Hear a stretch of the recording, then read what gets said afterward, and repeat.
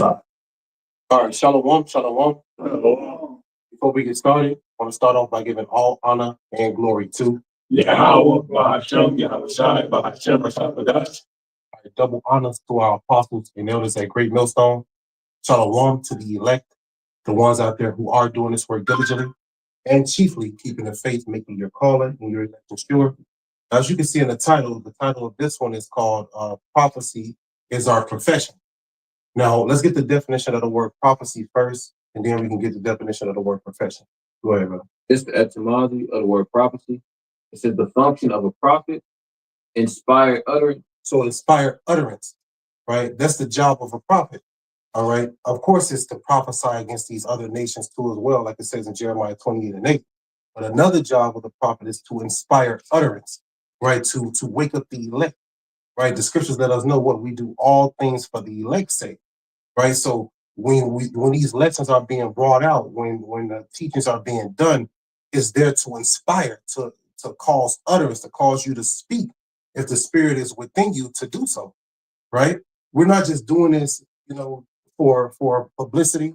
We're not doing this for your praises. No, we're doing this to inspire others.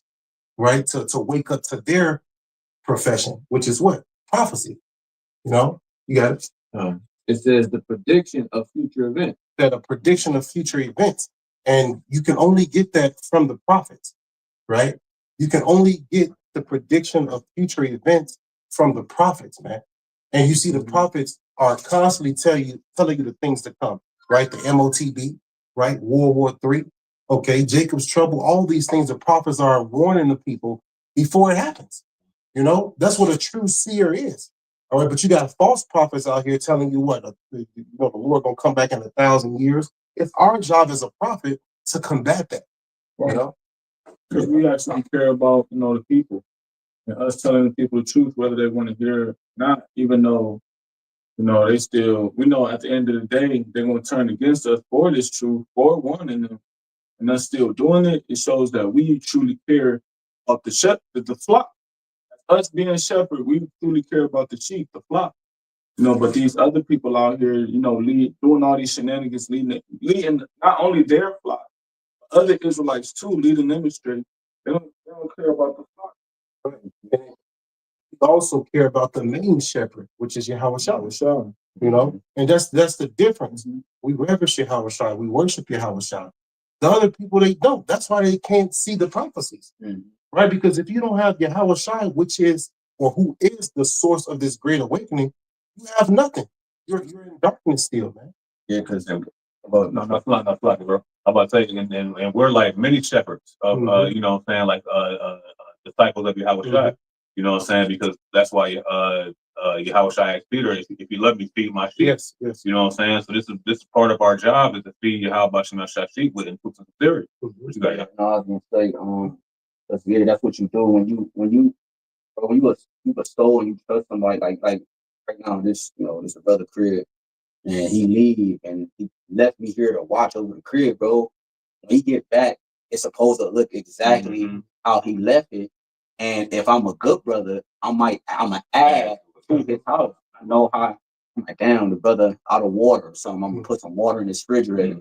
Like, the point is that, like, that's what this is about. We remember Yahawashi said greater works you would do, what I'm saying, after, when he departed. So that's what you see. Can you, because I made a point, can you just bring that first part to what I said? That the etymology word prophecy again, it says the function of a prophet. That's what it says. It's the function of a prophet. That's what we're to do. It ain't like I didn't watch it, but one of the apostles uploaded something about just prophesying, avoid the gimmicks or something like that. He had gimmicks in his title. Because a lot of these camps got gimmicks, and a lot of these Israelites got gimmicks. Like, they gotta add a clothing line to it. They gotta add music videos and celebrities, and go on marches and go on podcasts, and you know what I'm saying, But the Lord just told us to teach, man. Look, man, it's real simple, bro. Like, we got everyday lives, we got families, we work, bro. Shit, everybody in Great Millstone work, bro. You know what I'm saying? We got, like, I'm talking about physical work. We got there, work, grind, 9 to 5, and we do the main job, which is just to teach. We get off work, we go teach. We get off work, we go study. And then we wake up in that morning before work, we go teach. Whether it's a video, epistle, or prophesy on the street. The truth is real simple, bro. It's real easy. It's a real simple thing, man. But niggas make this shit hard. Not shit. Niggas make the truth hard, bro. They make it hard because it becomes about them now. You know what I'm saying? That's why now the congregation that follow them, like, they looking at, I know they looking like, damn, you know what I'm saying? You know what I'm saying? No, it's not that hard, bro. Go ahead. All right. The dude in Sakari for Hollywood, he made a video going into how, you know, the extortion, things like that, like how Sakari was doing extortion and how it's like a revolving door. You know, that's what the lead, I think, I forgot his name. He was a sergeant. He was just extorting, you know, the soldiers that came. I don't think so. Sakari? Yeah, from Sakari. It was a Sakari Hollywood. He just made a video. Okay. You know, and that's what was happening down there. They was being extorted, and then they had soldiers who they called new members come in, and they constantly leaving. It's like a revolving door because you had extortion going on. You had people like the dude, the sergeant. He was causing them to pay him for the trips. They was buying the tickets for him and things like that. They had to give the money directly to him.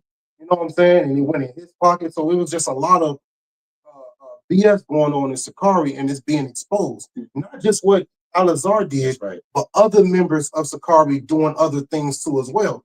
As the head is, so is the body. Yeah, you know. But you can't forget, right before Sakari was in the limelight, IUIC was in the limelight for the same about Nate being like doing homo dances and his congregation doing this, talking about they was wrestling in a hotel room and all this homeboy shit. You know what I'm saying? So like that's a nasty spirit, bro. That's a nasty spirit, man. And that's how you know these camps is corrupt, man. So our main job is the title prophecy is our profession. Prophecy is our profession, bro.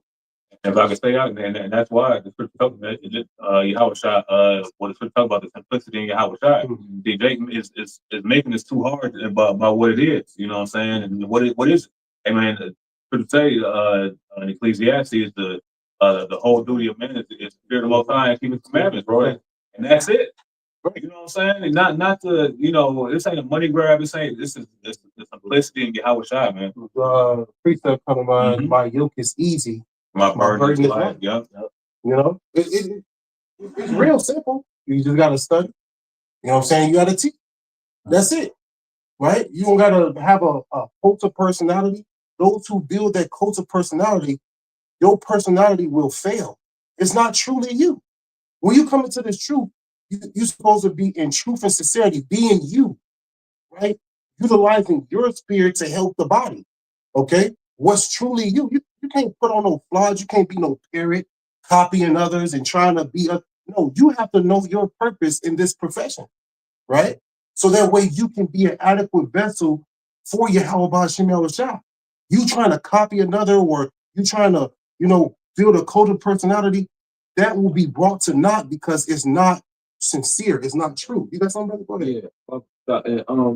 Think about a point that you made earlier with the yoke being light. Like, we are living and hands down some of the most prophetic times, and the times where if we said this 40 years ago, like we could have been lynched. You know what I'm saying? And like the access that we have to the internet, other people's labors.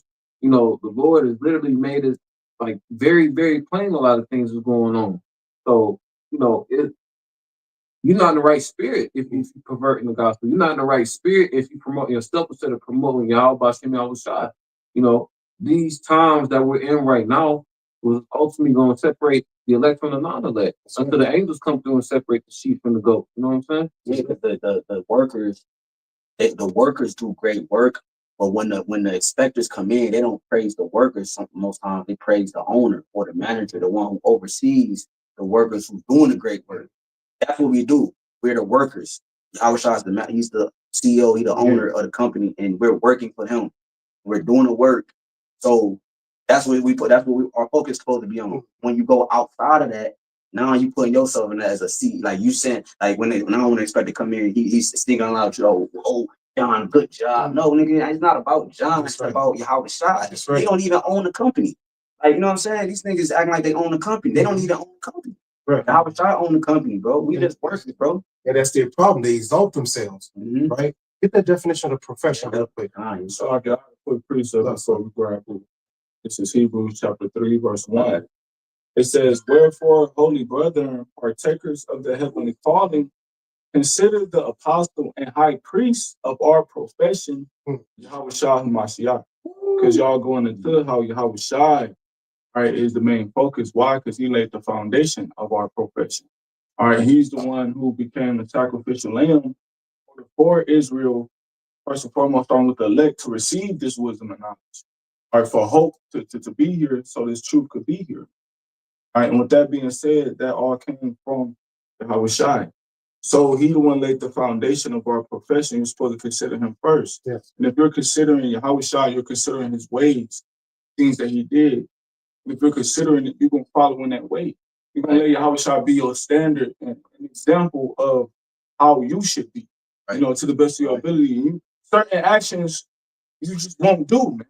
Right. Right. Because what it does is it tears the business down. Like it makes the business go down. Like if you think of it carnally, you worked at Wendy's or you worked at whatever job you're working at, like you said, bro, like I'm considering my manager or the one above me. All right, because this is the layout that was laid before me before I came in. I came in and said, do it this way, do this, you wash dishes at 9, and then you can close at 10. Like whatever the layout is, I gotta follow the layout because this is the structure that keeps the business flowing. Yeah. Mm-hmm. It keeps the money rolling in. It keeps it. Then now we can expand. It keeps life happening, bro. Like remember when you dealing with life, it's in motion. You know what I'm saying? Like a river is in motion. It's living water. So we're about keeping things in rotation, keeping things moving. You know what I'm saying? So we considering Yahawashi, bro, because why? He's the one that gave us our profession. We didn't come up with this on our own. It was already established before we even was. You know what I'm saying? It came from Yahawashi. That's why those who are not adequate workers, they get removed. That's like you'll get fired at a job or things like that because you're not helping towards the common goal, right? You actually you stick it out like a sore thumb, right? So the Lord got to remove you because you're not an adequate vessel, not an adequate worker. This is an online etymology for the word profession. It says vows taken upon entering a religious order. And every last one of us we were approached with those vows, counting up the cost. You know, would you give your life up for this truth in order to obtain the wisdom that you have? Right. You know, and that's what it is, man. You giving it all up for the Lord. You took that vow to say, all right, I'm going to do this unto death. Yeah, you know, because they do that in the world, bro. You go to the military, you go to you play sports. You're taking a vow saying what you just said. You know, that's what they're doing in the world. I'm gonna take this vow to do this and do that. You know what I'm saying? Like, so why? How much in the truth, man? The same thing. Go ahead. It says public declaration, right? And that's what Yahawashi told us to do. Yahawashi literally told us, you know, in Isaiah 58:1, to basically rebuke at the gate to perfect paraphrase. Probably loud and spare not. You know, Yahawashi told us in Isaiah the 3rd chapter to be watchmen. You know, and Yahawashi told us in Joel the 2nd chapter to blow the trumpet. So that's what we're doing. We're doing these things publicly to give a warning and to call the elect back home.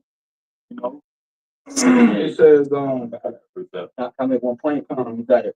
In business, you got I learned three things. I learned one thing in business. He was a great teacher. He said, in order to have a successful business, it's a 3-rule principle. You can't have all 3. You gotta have 2 to 3. Quality over like you could either have quality, good low prices or high prices, right? Quality or quantity, low prices or high prices, or I forgot the third one. You gotta So what it is, like you can either get the job done quick and easy, or no. Like it's quality versus quantity, because the quality deal, if I got a hot dog stand, I'm gonna sell 3 hot dogs for $5, right? That's, you could do it for quantity or quality, right? But the hot dogs might be ass, but they cheap. Or you could go for good hot dogs, but they're expensive. You know what I'm saying? Or you can go for, you see what I'm saying? So that's what makes a successful business. You know what I'm saying? I was bringing it up because the point what you was just saying. You remember what you just said? yeah, I was saying that we're basically coming out, you know, I was basically naming different precepts. The Lord told us to publicly declare, because we're also making a calling to warn the people, and we're calling the elect to come home. It's all good. Go ahead. Yeah, it says also, it says noun of action, letting you know what? That the perfection is the actual action. Okay, the scriptures talk about if you love me, keep my commandments. That's what Yahawashi said. Keeping the commandments is an action. But love is an action. Right? It says declare. Go for that quality of the hot dogs, right, that you just brought out. That's the truth, right? You got if you want a successful business, you really want to go with the quality instead of with the quantity, because it's going to end up running out. You're going to have some people who want the quality, you're going to miss out on their dollars. Exactly. And that's really the elect. Exactly. Right? The ones who want the quality over the false doctrines. Like these other camps, they got the 3 hot dogs for $5. Yeah, they got the big camps, but the wrong doctrine. Exactly. So it's like a multitude following the ways to do evil, but then you got the few who want the quality, right? They want the quality hot dogs, if you will. That's what they buy. They want to spend their money, and then once they find it, they invest all in it. You know what I'm saying? Like the parable is. Why? That's the spirit get it back to the right. That's the point, because I lost it again with the investment part. Like that was the whole point. Like the quality, quantity, and the pricing and all that. Like, cause this is high price. He said you're bought with a price. This comes with a high price. It's the highest. You go to a restaurant and you pay the steak costs $200. Well, do I pay $200 for a small ass hand steak, or do I get like a steak like this size? That's what I want to buy. I want to buy something like this that makes sense, and it's $200, right? It's the quality, and it's the pricing is good, and so forth and so forth. That's what the truth is, bro. Like, we gotta equate that to the truth. That comes with the high price. This is a high price business, bro. You know what I'm saying? It's a high profession. You know what I'm saying? It comes with the quality, like you said. Like, the Lord don't do it with quantity. He don't do it with large numbers and all that. He do it with small numbers because he do it with quality over quantity. He deal with high prices over low prices. We require a lot. You talking about sacrificing our own life? He sacrificed his son. That's high price. Yeah. You can't get no higher than that. You know. It says declare openly the meaning any solemn declaration. It says occupation one professes to be skilled in. And that solemn goes into being serious. This is a serious profession, right? This is not no joke. You got a majority of those camps out there, they're in a immersed spirit when it comes to Passover. They're in a immersed, they want to, you know what I'm saying, laugh and kick it, but really the truth is a solemn assembly, right? The scriptures let us know the more you increase in wisdom, the more sorrowful you become. So how are you laughing over there if you got the truth? How are you going to the strip club at the Passover when this is a daily serious thing? Go ahead, brother. It says a calling. It says body of persons engaged in some occupation. So a calling, bodies of persons, in a certain occupation, right? You got people like you got that mentality stuff. You got people like, for example, Kobe Bryant, right? He was called to be a basketball player, not a prophet, and even he got rules that you're supposed to follow to be a top-notch basketball player. But believe it or not, and Elder Ayash out of Indianapolis was just doing a lesson on this, going into the mentality that you're supposed to have with this truth. It correlates, right? Because Kobe Bryant was the top, one of the top guys in his profession, right? And he came up with certain rules. And the brother gonna read over that. Go ahead real quick. These are Kobe Bryant's 10 rules for success. These are the same rules that you're really supposed to apply to this truth, right? So that way you can flourish, right? And it's like a correlation to Kobe Bryant being, flourishing in basketball. Yeah, elite. Yeah. Standing up with the elite. Yeah. Well, You got something to say? Yeah. Just reading through the list, you're going to see as we read them, they all spiritual. Yes. You chew the meat and you spit the bones, but if you in the spirit, you can apply at least one precept to each one of these rules. But I'm going to let them speak for themselves.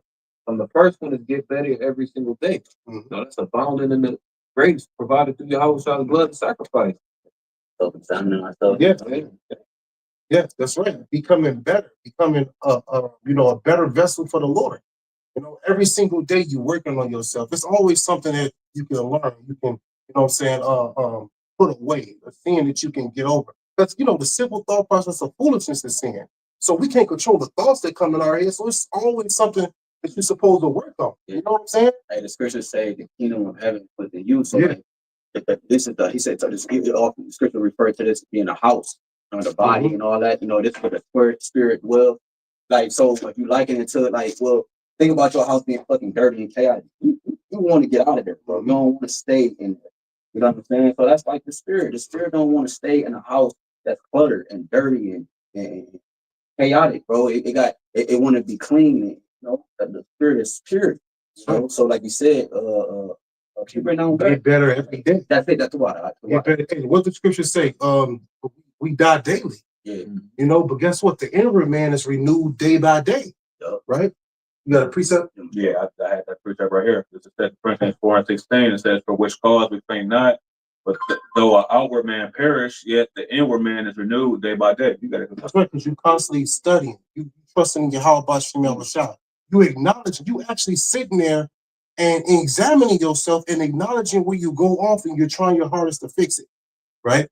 That's what you're doing. That's what the elect are doing. They want to get better with the Lord, man. You were the better Elder Jeremiah, also known as Murph out of Chicago. He said, he did a lesson. He was like, you better check your status with the Lord, right? Jacob like to check their status with their bosses and things like that. You better check your reputation with the Lord, man. Are you in good standings? And that's what we do day by day. Yeah, you want them promotions, bro. They should be leveling up and getting them promotions, bro. You shouldn't just come in. That's right. Nigga, why you working to be the manager? Like, why you working just to be the one mopping the floor? Which is cool. David said, I'd rather be the doorman and all that. But your mindset, if I have the mindset to get better, and that means I got the mindset geared to the Lord because I'm trying to get closer to Him, increase. I want to be next to the CEO of the company, man. You know what I'm saying? In terms of like, I want to, because that would mean that I'm doing my job. Yes. Now, I'm not doing it to take a spot. I'm doing it so that means that it gives me clarification that I'm doing my job. And why wouldn't you want that? Doing what you was hired for. Yes. The elect don't have a mindset to be average, bro. You know what I'm saying? Or just to be some random joke. You know what I mean? Hey, the elect are aspiring to earn one of those seats. You know what I'm saying? Bro. All the apostles had mighty jobs. They were fishermen. They had their own businesses. Men of the Lord, they was with it. That's all trades. Their mind is geared toward professionalism. Their mind is geared toward elevation and elitism. Yeah. I'm reading it right here, bro. Like what Kobe is talking about. That's why he's talking like that. Going back to what y'all saying, so scripture say many seek the king's favor, but promotion is of the Lord. That's good. The second rule for Kobe's 10 rules for success is prove them wrong. Prove them wrong. How do you prove them wrong? By standing fast within this truth, right? Because you got people that's praying on your downfall, right? Family members praying on your downfall, right? And typically, let's say you had a worldly job, right? You got elevated in this Fortune 500 company. They going through the same shit. They family despise them. You know what I'm saying? They going through the similar shit. But the thing is, we're going through this profession of the Lord, versus the profession of a Fortune 500 company. Exactly. That's bro. Yes, that's the point. In order for it to be a successful business, bro, they had to sacrifice family time and the things that they deemed as close to them, near to them, love and all that, or they in order to get to where they are at now. It might have took them 10 years, 20 years, and that's how long they had to sacrifice that to get to where they are now. And then now the rest is history. They don't think about all that shit. Them 10 to 20 years they so-called lost, it don't equate to the 100 years down the line, the 1,000 years down the line of this simple investment, bro, this simple professionalism, bro. That's what we're doing here. We willing to give up some now, sacrifice this and that now, so that we can have immortality, so we can get salvation and receive, first fruits and so forth, so them crumbs. That's what this is about, bro. Can I grab a let's say prove them wrong, right? This is how they're going to be proven wrong in our profession. Ezekiel chapter 12, verse 25. For I am the Lord, I will speak, and the word that I shall speak shall come to pass, and it shall no more prolong. It shall be no more prolonged, for in your days, O rebellious house, will I say the word and will perform it, saith the Lord. Right? So the things that we saying is going to happen you know, don't a lot of people don't believe it. Majority of the people don't believe it. All right, so with that being said, that means they're not going to make the corrections that they need to get right. All right, and so when the things actually happen, when the Lord actually performs the things we're saying, everybody's going to be proven wrong. These different other leaders, you know, people spewing all this type of demonic ass accusations, spewing all this type of I say swelling words on our apostles and elders, when all we doing is preaching the word the correct way, according to the Holy Spirit Yahawashi has given us, man. You know, but then you got a lot of people they spewing, talking about GMS is a hate camp and this, that, and the third. But all we doing is literally rebuking you, other camp, for teaching the wrong doctrine. And it's love. Exactly. Really?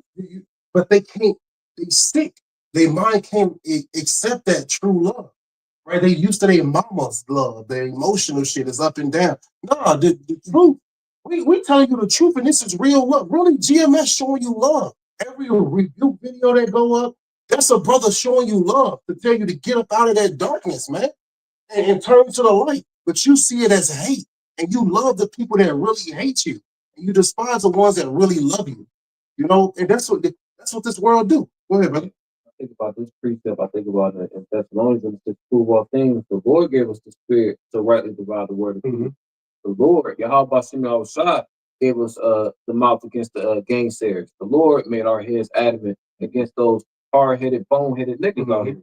So when you think about proving them wrong, like, it's already said and done. It's just a matter of it being manifested through the different lessons and through the different experiences we see amongst Israel that's brought to the forefront. Because like we mentioned off camera, everything that's done in the dark is going to be brought to the light eventually.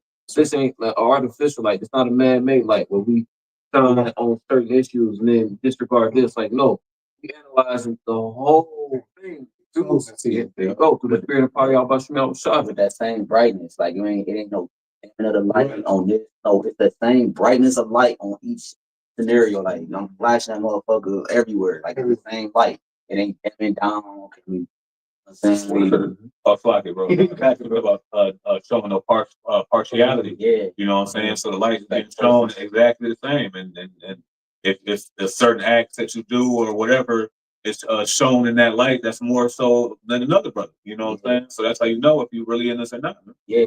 Keep everything true. Mm-hmm. You know what I'm saying? It's gonna shine on you, like you said, bro. It's gonna shine on that situation, whether it's good or bad. You know what I'm saying? So if it's bad, it's gonna be brought to the front. If it's good, it's gonna be brought to the front. Okay. Why? Because light has entered into the world, right? And men love darkness rather than light, like the scripture says. And they hate the dark, they hate the light because their deeds were evil. But the elect, they love the light. The elect are dancing in it. Yeah, but when you think about when you stuck on the ocean, what you look for? You look for a lighthouse. A lighthouse represents aid, help. You know, somebody's there to get you home safe. That's what this truth is. It's a lighthouse, man. You know, these niggas are stuck in the middle of the darkness in the ocean and shit. You know, and they going the opposite way of the lighthouse. You supposed to go towards the lighthouse. You know, it's life there. You know, it's safety there. Yeah. You know, that's what this is, bro. Go Go ahead, Lash. The third rule is work on your weaknesses. Work on your weaknesses, right? And Kobe West was in the gym working all the time. So how much more is true? You know, constantly being diligent, constantly working on yourself, you know, working on your skill so that way you can help the body the best way you can. And every last one of us have a different calling, a different skill that we're supposed to utilize to help the body. The employer is not going to hire the same person to do the same thing, right? And in this profession of ours, the Lord has called us for a reason to utilize your individual skill set to help the body. You don't do that and you perform or you create a cult of personality, you're denying your purpose. You're denying why the Lord called you, you know? And that's real talk. We all got to help the body the best way we can. Our skill sets, our traits, right? Now let's appreciate this back for that point. This is 2 Corinthians chapter 12 and verse 9. Let's get to the point. It says verse 9, it says, and he said unto me, this was Paul asking the Lord to, 3 times the part of infirmity that he had. And it says, verse 9, it says, and he said unto me, my grace is sufficient for thee, for my strength is made perfect in weakness. So even strengthening your weaknesses, how do we strengthen our weaknesses? By what? By going to YAHWASHI. That's right. Ultimately, that's what's going to allow us to overcome these mortal bodies. You know, that's going to allow us to overcome the beast system. That's going to allow us to overcome our ways of thinking, bro. You know what I'm saying? You change the darkness. And when you're weak, that's when the Lord show his strength for the body. Like you thinking you in a downtrodden, weak position, you utilize the Lord and share that weakness with the body, you helping other individuals with your own life story. You're being a beacon of light. So that way, if brothers are going through that situation you're going through, you can help them to see their way out of it. You know, in your weakness, you are made strong if you utilize your HALALYAM, man. YAHWASHI himself did it. Who would tell you he did it himself? Yeah. He made like his brother. Yes. But he can, you know, he conquered the state that we currently in. You know, so it can be duplicated. You know what I'm saying? That's what you do. You want to duplicate each other. I learned that in business. Like one of my mentors, he said, my business won't go nowhere. He said, bro, it's because you still the best on your team. He said your business will never go nowhere. He said you want people better than you. So you gotta get people that's willing to duplicate you over and over and over again. That's what YAHWASHI is doing here. He's getting individuals which is the elect that's duplicating him over and over and over again. You see, that's why when he returns, he's gonna see himself. That's right. You know, he's like, oh, there we go. Let's go. You know, and like what you just read said, what the first part say? So I'll bring it back for you. 2 Corinthians 12 verse 9, it says, "And said unto me, my grace is sufficient for thee." Right, sufficient meaning enough. Mm-hmm. You know, it's enough. Mm-hmm. Right? Well, we don't need gimmicks, man. Right. We don't need to go get have a block party, an Israelite block party, bro. Right. You know what I'm saying? All this madness, man. But that's it. I appreciate it. It's cool. Mm-hmm. It's Psalms 55 and 22. Just cast thy burden upon the Lord, and he shall sustain you. And what does it mean to sustain? It's almost in the same tip as being sufficient. Like the Lord's going to make sure that you're cool. You know, he says he shall never suffer the righteous to be moved, right? Because those names mean something, show their reputation. And when you call those names, so in Proverbs 18 and 10, the righteous going to be safe. Oh, thy worm Jacob, the moments where you feel weak, guess what? YAHWASHI is our shield and buckler. You know what I'm saying? We're not going to get it right. We are rehearsing the righteous acts. We're going to be made whole once we receive that second covenant. But this is the mindset that we're supposed to have. Going back to the Kobe Bryant example, just to tie it all together. You know, he missed a lot of shots. But guess what? He made a lot too. He realized the different parts from his rookie year up into the part where he tore his Achilles and he was out of the game.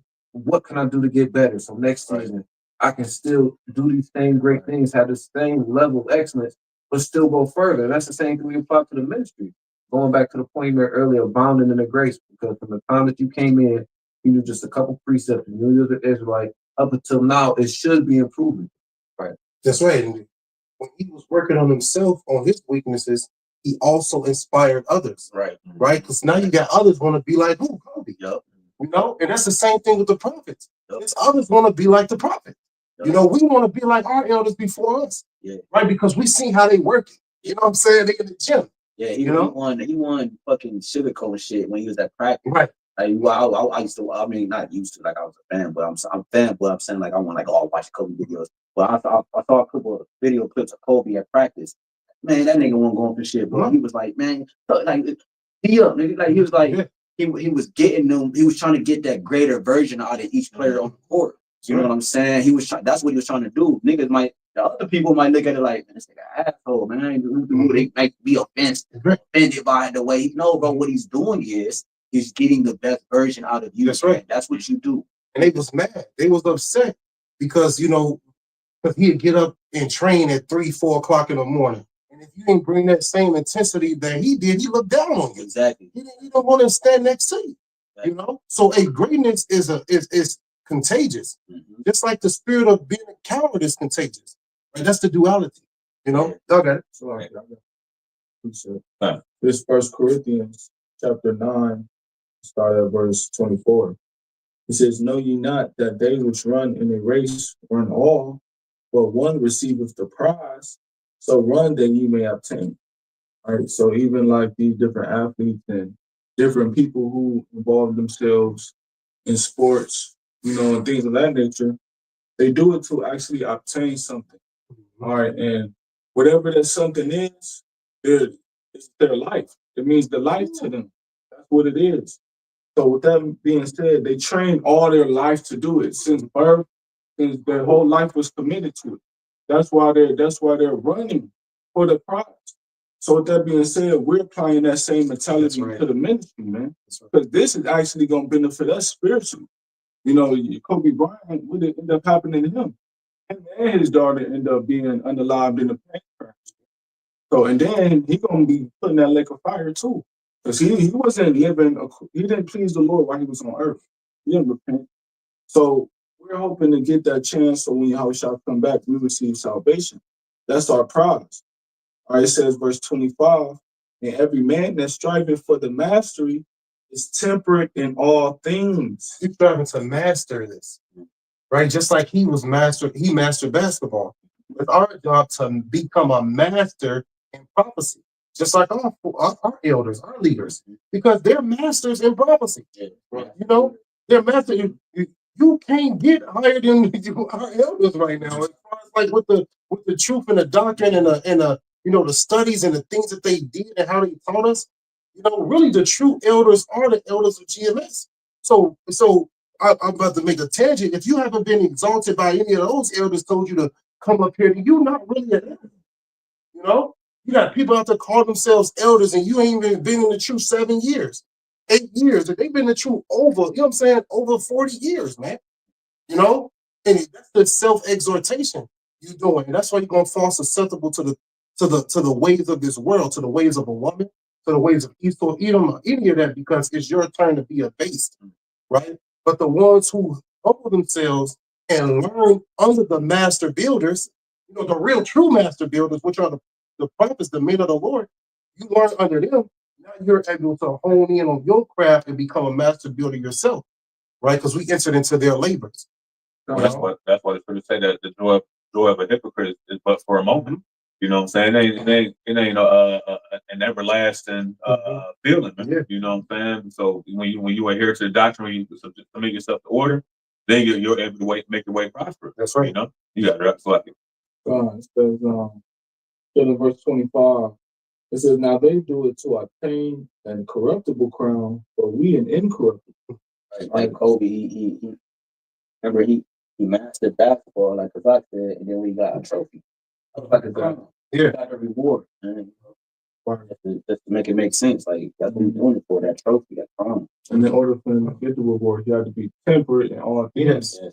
Meaning discipline. He didn't just eat anything. Nope. Right. Like y'all was saying, he had to get up at wee hours in the morning to go train and study, you know, and study the art and see his highlights and see who he was going up against, see their highlights and stuff like that. It takes discipline, right? It takes discipline to do those things. So, and then like a Mike Tyson, right?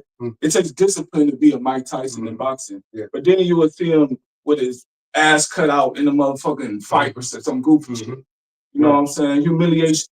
If the Lord could use these niggas to be locked in their profession, you know, how much more us and we serving the Lord, man? That's right. You know, if we locked in the truth and we serious and sincere, the Lord's gonna take us and exalt us to heights that we can't even imagine. That we can't even imagine where we go. Yep. And the only way we can, like we've been saying, only way we can do that in this realm, this world, is the Lord said, I have entered into other men's labors. Kobe wasn't what he was without Jordan. Right.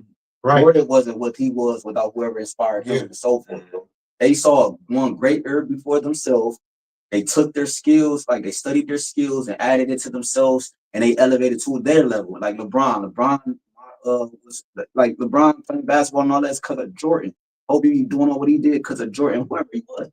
That's the point, man. They saw the great man before him. They followed the build, and they continued to build. That's right. Which is why they were successful and they got the reward. That's right. That's what we're doing. We're continuing to build of the profession of Yahawashi. He came first. He did his thing. He got his crown, right? He the glory. He's sitting on the right hand side of the Yahweh, right? After he was crucified.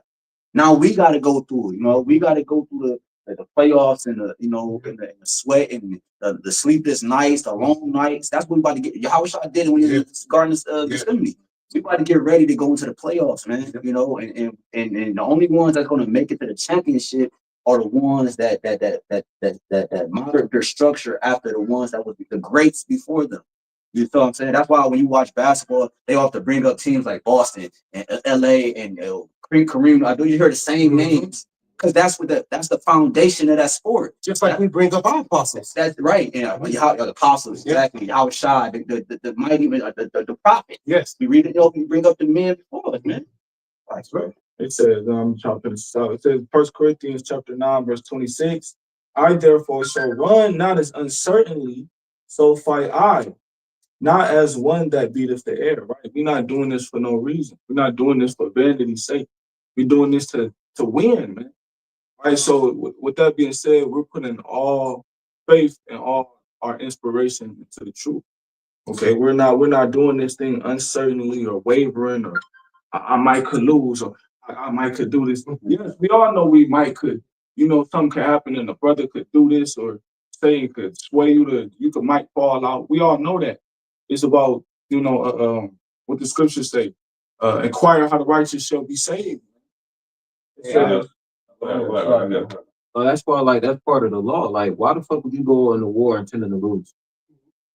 Who the hell straps on their shoes, look at the scoreboard, and say, they're gonna blow us out? Does that? You might as well not play. Exactly. That's what we did. We keep them niggas behind. Because why? We will all get consumed.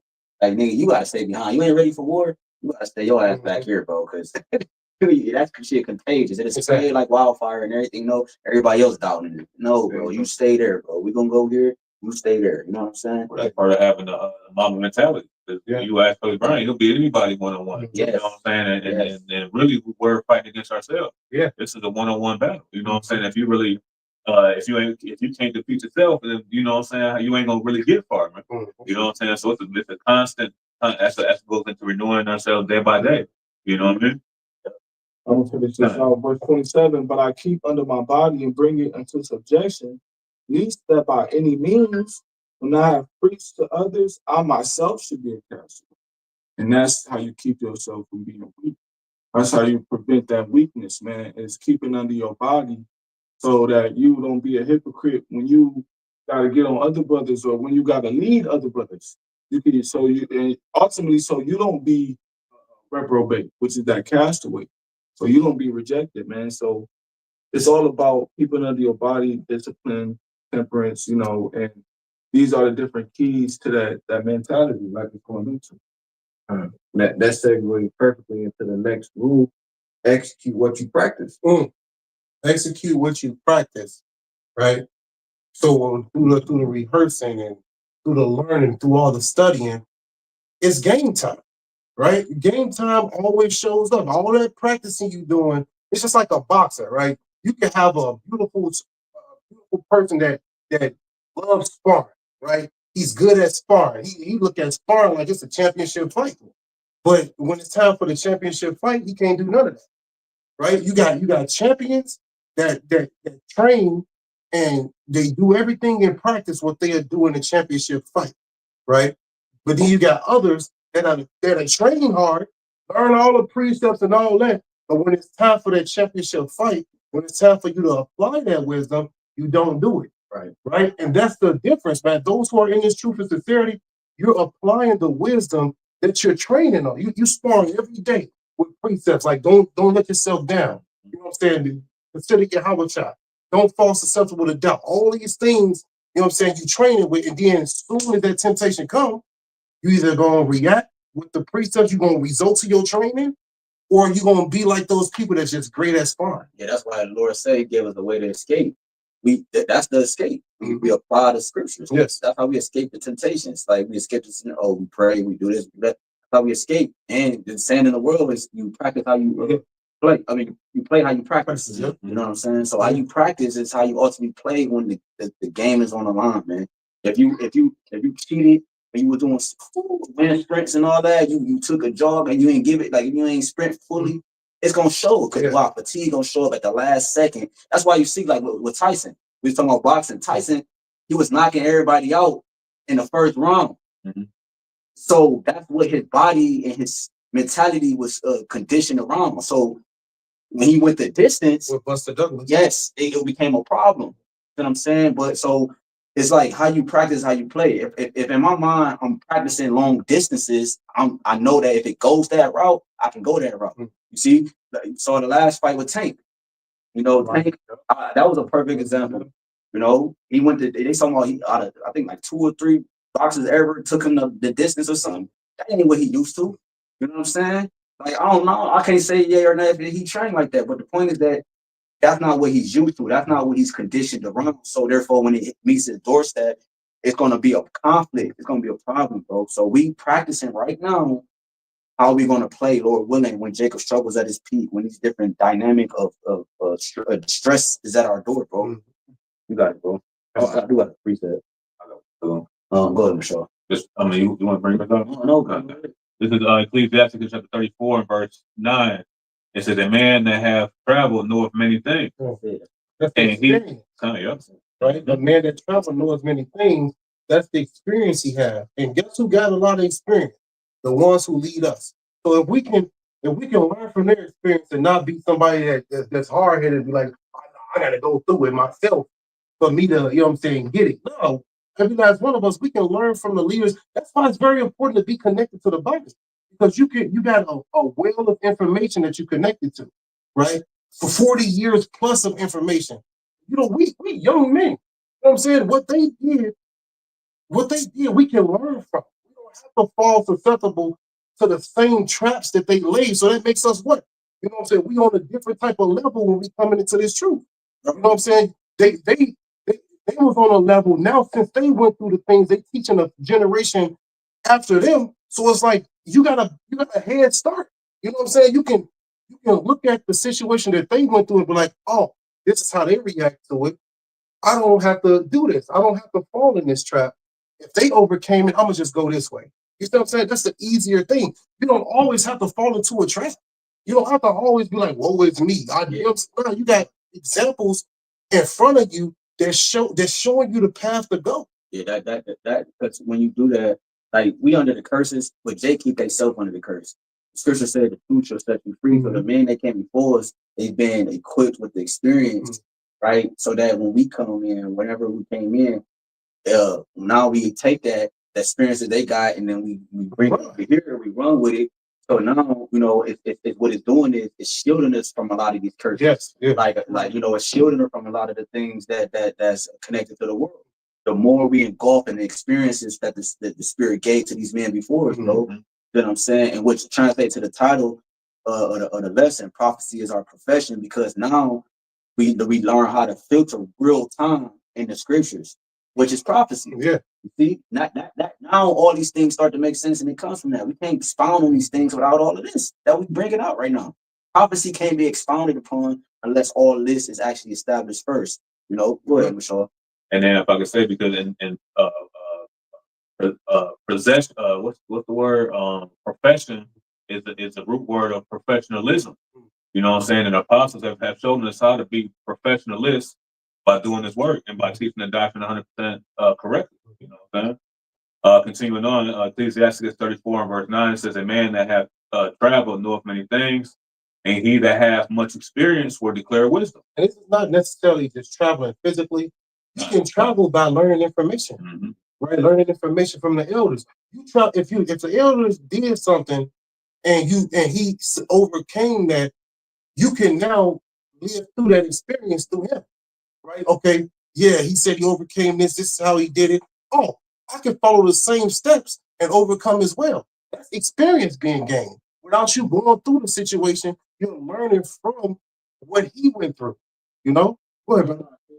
And even in terms of reading as well, because when you read the scriptures, you're time traveling. That's right. That's right. All right. That's if you're reading the scriptures for understanding. Because when you go back, what the scriptures say is basically to like James 5 and 10, take my prophets for an example of suffering and affliction, you know, for enduring suffering and affliction. You got to read in order to do that, man. In order to boost your faith, in order to, you know your history, know your forefathers and the things, how history repeats itself, and you know your enemy, to know your enemy, know your own origins, to even know how what real righteousness is. You got to read the scriptures, and when you read scriptures, the time travel. That's right. Scripture says, "Seek ye the old paths." Romans 15:4. Yeah, remember the days of old. Remember the days of old, consider the years of many generations. That's what? Returning to your elders. Seeking out your elders like, hey, you did this. Asking questions. JP too proud to ask questions. I know it all. No. Ask the Lord. You know what I'm saying? The Lord will give you seasoned men who probably went through the same thing. They went through the same thing you know what I'm saying? They went through the same thing you went through. You know what I'm saying? And now you're able to learn so that way you don't fall in that trap. You know, that's what being experienced do. It gives you a way so you can help others, right? You can help others who are inexperienced, right? And that's what the elders do. You know, that's why it says in Job the 8th chapter, to prepare thyself for the search of thy father. You know what I'm saying? So we had to travel a little bit. You know what I'm saying? And we fell upon through the mercy of Yahawah and the apostle of the great millstone. You know. Now I got that. You got on it. Oh, you want to go to the next verse? Or that was the point. Yeah. I got what he quoted though. When I get that James 5:10, you can go back to that. It said, "Take my brethren, the prophets who have spoken in the name of the Lord, for an example of suffering, affliction." So that's the professionalism, speaking in the name of the Lord. So we're supposed to take. So like if you got a company or business, right? Or you got this guy, Daniel, he made the most sales, and he's the one, he's the pioneer of the face of the company. You know, and then you had he brought a whole team of colleagues with him, and they the ones expounded the business to make it a franchise. So now you have to tell their story in order to be a part of this business. You got to know the business, right? So we got to go back to who the ones who was in this business before us, man. Which is the ones, the apostles, our elders, the prophets that came before us. That's what you see. You go to I just saw it today at the hospital. I'm walking through the hallway, and on the right of me is a bunch of pictures of great doctors and niggas who came before the doctors that's currently there who did this or that. So that's like into that. Oh damn, that was Dr. Pizzazz or whatever. And he did this. Like, so you know what I'm saying? That's how these different jobs keep going. Yeah. You know what I'm saying? Knowing the business. Knowing the business, bro. You gotta know the business, the blueprint. You gotta follow the blueprint, you gotta know the business, bro. Or it's gonna crash. Yeah. That's why I said inside the 44th chapter about let us now praise famous men. You know what I'm saying? And it lets you know what these men did that's worthy of praise, bro. You know. Yeah. Revelations, we going to the church at Philadelphia. Yeah, second. I think it's no, ain't Philadelphia.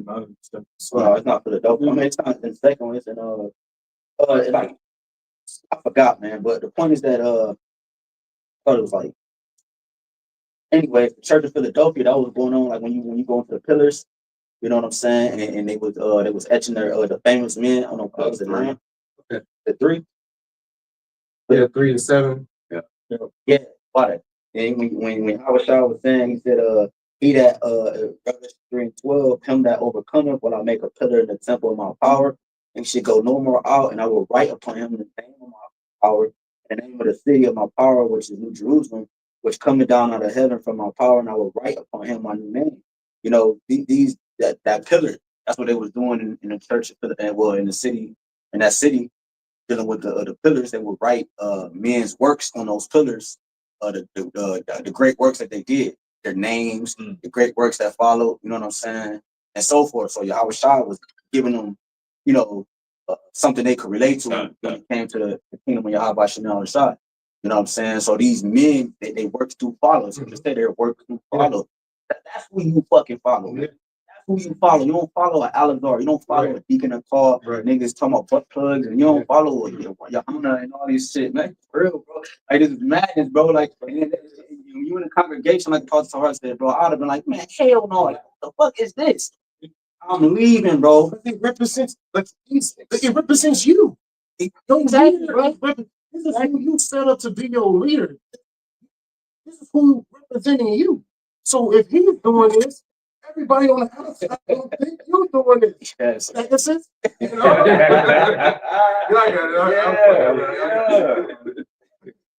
Quick, bro. It's crazy, man. you imagine this dude? He actually said that those are his text messages. He said that he didn't do it physically, but he was thinking about it. If this was his mindset, this was a spirit that was on. That's a heavy demon, man. To cause a man to want to do that, to fantasize about doing that. Yeah, that's That shit is off. But you a leader though. The Lord did this perfectly. He exalted you to show the congregation what not to do, right? But the wicked ass Israelites out there, they want to praise you, but hate GMS, right? So they want to choose Barabbas, but hate Yahawashi. You know, that's the same. Yahawashi would be in the same spirit GMS is in right now today, rebuking the wickedness, right? That's being done by these people. But y'all got it. yeah. It's a little bit more on that. James 5:10, take my brethren, the prophets, who have spoken in the name of the Lord, for an example of suffering, affliction, and of patience. Because that's what you got to do in this truth. And that's the main theme, man. Endurance, suffering patiently. Okay, in which that's what endurance is. So you need an example of that truth, right? And we have that as far as our apostles and elders. Now, their camp. Okay, of course, your bishops and deacons, the ones over you. Scripture say, younger men submit to the elders. Yeah. Okay, so with that being said, we even got our chief apostles and elders. So we have, and then we can go into scriptures. And you can always go into scriptures and read. That's right. Okay. But that you're unstoppable. Your faith is going to increase rapidly. You only got precepts. I go back to that. Okay, go ahead. The quick one is Proverbs 9 and I'll start at 8 because I just want just 2 verses. It says Proverbs 9 and 8. Reprove not a scorner lest he hate thee. Rebuke a wise man, he will love you. You know, and that's what we're doing. Like if you put myself in our shoes or whoever shoes, name, whatever, bishop name, whatever.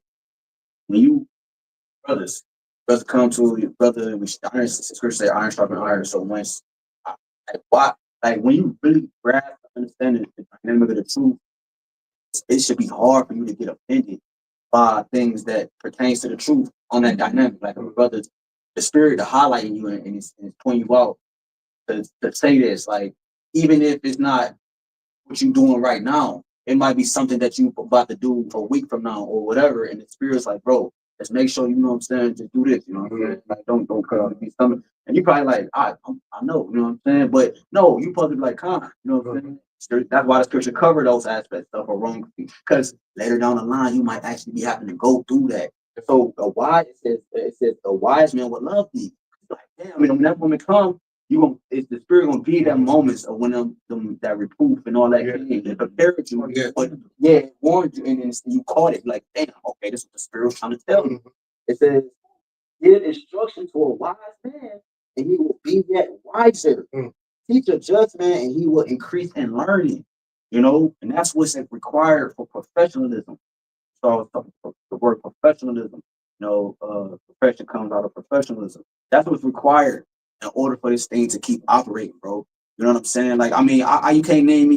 You can't name one CEO or one owner of a company that won't be furious with their workers if they fucking up and it's gonna cause their company to crash, bro. Them niggas, they getting up out of there. You see what Trump doing? He's trying to so-called save America, right? Let's just think it from a carnal perspective. Like, say he was actually legitimately who he say he is. He's Trump. He's the president, and I'm trying to save America. This nigga clean the house because he see a defection, era in America, and then the contracts and different things how businesses ran. So he's laying these people off and laying because it's errors, it's loopholes and shit. He's trying to close the breaches. So that's what you do. Look, we increase in learning, bro. That's what this requires. The fear of the Lord is the beginning of wisdom, and the knowledge of the holy is understanding. You got it. Go back to that one. Yep. This is the fifth one. It says learn from greatness. Learn from greatness, right? You have examples of great. What's that? Hebrews 11. I think the examples of faith. You know, we have several examples of faith, several examples of greatness. What you supposed to do to overcome. right? In the truth, right? In the scriptures, you have that. All the prophets that you read about, right? You read about their end result and how they overcame.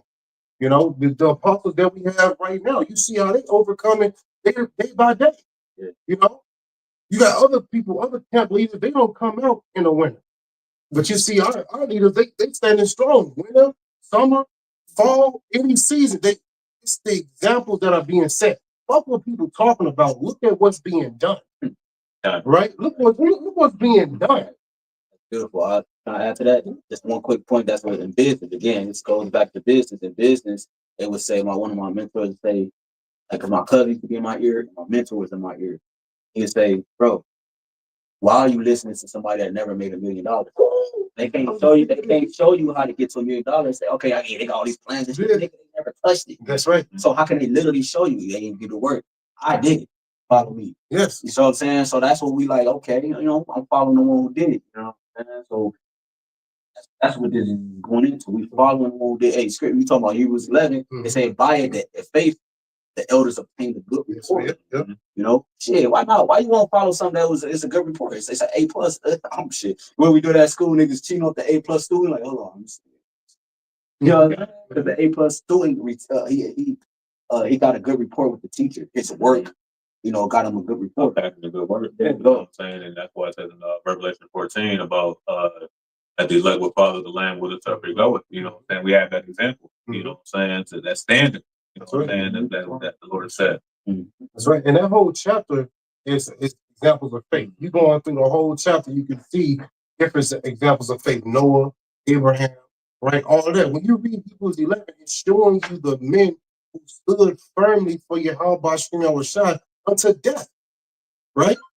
Those are the different examples we have right there through reading. And then we got the physical examples too as well with our elder apostles, man. You know, they going through things. You think that these are elder men, right? That went through a lot of things. They probably got different ailments, you know what I'm saying, they dealing with. You know what I'm saying? Different things, but guess what? They showing us none of that matters. They showing us that what really matters is this truth, is this work. Everything else is what? Noise. Work must be done. You know? What do our elders push? Prophecy. Yes. Prophecy. You understand what we just went into? We went into the dynamic and the essence and the messages that these great men pushed before us. And at the end of the day, the one result, the one message that all these men pushed was prophecy. That's right. That's right. That's right. You see, that which goes again on to prophecy was their profession. And the brother brought out, the brother Shamari brought out how it's from the womb. Like Kobe Bryant, he knew he had it. It was in him that he thought he was going to be a basketball player. Man. Hey, what's that? Jeremiah 1:5. The Lord ordained us to be prophets. You know, that's our profession. We had all these different career aspirations, but really, when that calling happened, right? When the spirit hit you and you heard that word, your calling was activated, right? Just like him when he seen his star picked up a basketball, yes, his calling was activated. So when we see the prophets on the highways and the byways, that activated our spirit to give an utterance, just like we brought out in the definition.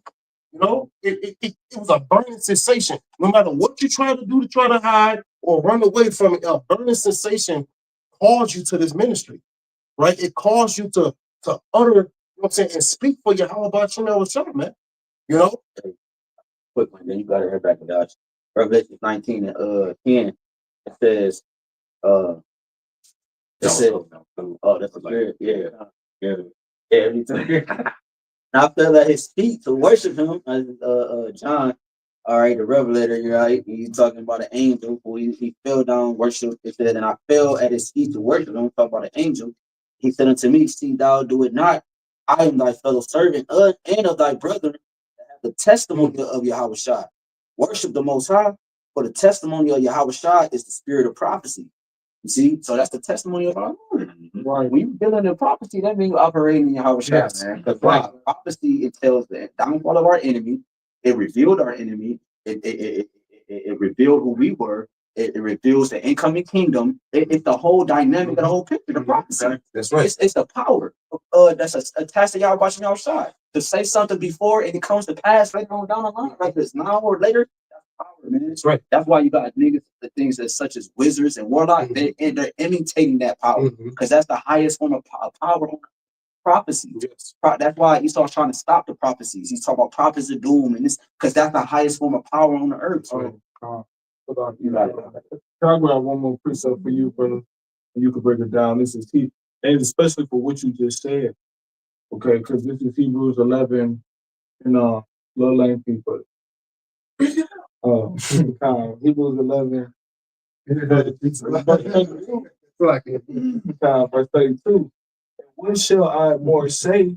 For the time will fail me to tell of Gideon and of Barak and of Samson and of Jephthah, of David also and Samuel, and of the prophets who through faith subdued kingdoms, wrought righteousness, obtained promises, stopped the mouths of lions, quenched the violence of fire, escaped the edge of the sword, out of weakness were made strong, waxed valiant in fight, turned to flight the armies of the aliens. That's what faith allows them to do. And that's what faith is gonna allow us to do. Right? We're gonna be able to overcome any and everything that try to keep us from following YAHWAH, man. Right? For keep us from prophesying, fulfilling our true purpose. Right? You know, this world will like to cloud you with jobs and with what they think is what a man is and all of that. Nah, man. At the end of the day, this truth, if you really be elect, this truth is gonna sideswipe you and cause you to fulfill your real purpose. Right? Everything else is just filler, noise. You might have thought you were supposed to be a firefighter. You might have thought you were supposed to be a businessman, you know, a carnal businessman. But that was all vanity. You know what I'm saying? Like, oh, I could have been this, I could have been that. But what really happened? You a prophet. You know? So that's what really matters. Everything else is just smoke and screens and coulda, woulda, shoulda. That shit is not, it's not real. Yeah, because you remember we talking about on camera. Remember talking about how like Jacob try to like do certain stuff. Even in the truth right now, we might have to try to start this and do this. But the Lord have it. Not all that shit down. Yeah, knock it down so you can stay in your main.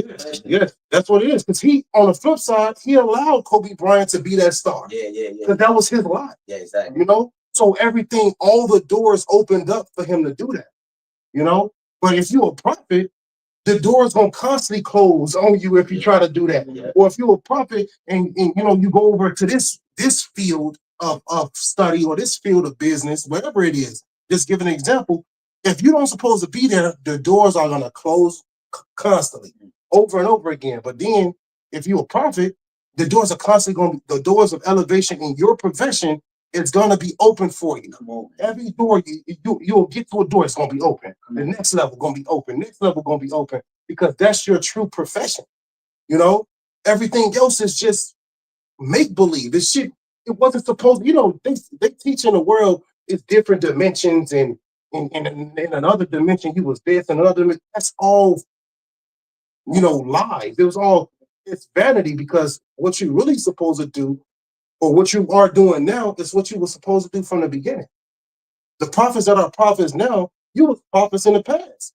So you constantly been doing this profession over and over and over again. You're perfecting it. Yep. But this is our reincarnation. This what we in now. This is the last state of that. We didn't been in many lives until we got it right, and we finally the elect finally, you know, in that perfect state. Everything is being fulfilled. Ain't no need to go because that means that the job is done. The formation is perfected. The layout can be established, and now we can continue to build. You know what I'm saying? That's what you seeing, bro. Like what the brother was just saying, man. That's a heavy statement, bro. That's a heavy. This is 1 Corinthians 9 and verse 16. It says, "For though I preach the gospel, I have nothing to glory of. For necessity is laid upon me. Yea, woe is unto me if I preach not the gospel." And like you know what I'm saying? Like, you know, all these things that we were all in the world. We all had our own minds, what we were trying to do. You know what I'm saying? But ultimately the things that the Lord removed got us to this point right now. That's right. You know what I'm saying? So no matter how bad you were down, man, no matter what type of stuff that you was doing in the world, if you in this truth, man, you know what I'm saying, you have a chance to be saved, man. Yeah, you know, Yeah, there's that Romans And you 8. might You know? you probably you didn't like it in the flesh. You probably thinking, damn, I wanted to, you know what I'm saying? I wanted to do this. I could have had this. I could have had that knowledge. That's the flesh. But in the spirit, you're like, I'm good. This is what I was searching for. Yeah. When I was in the world, I was studying for this profession. I was empty. I didn't feel fulfilled. Yeah. But now when you come into this truth and this true profession, you're made whole. Yeah. You know what I'm saying? You know, like, all right, this is where I'm supposed to be. You know? That's our relief. Yeah. Because in the world, this is ultimately what the scriptures entails in the world. That's what we're ultimately seeking anyway. Yeah. We're just doing it without the understanding. Everybody in the world is doing what we're doing on the left hand side. They're trying to get rest. They're trying to have immortality. They're trying to so forth and so forth. But this is the right. This is the right way to do that. You know, this is the profession we took to obtain that. You know what I'm saying? But this is going to give us that long vacation, that long working thing that we aspire to have. I mean, we are way in, man. Was more than that? The next one is learn from wins and losses. Learn from wins and losses, right? Hey, the scriptures let us know, don't let your sins weigh you down, right? Don't let your iniquities live up themselves. That's a precept that come to mind. You got to learn from your wins and losses. Yeah, that precept let us know that what sin is upon us, but what you going to do? You know what I'm saying? Are you going to let it weigh you down? Well, you're going to be destroyed if you let that happen.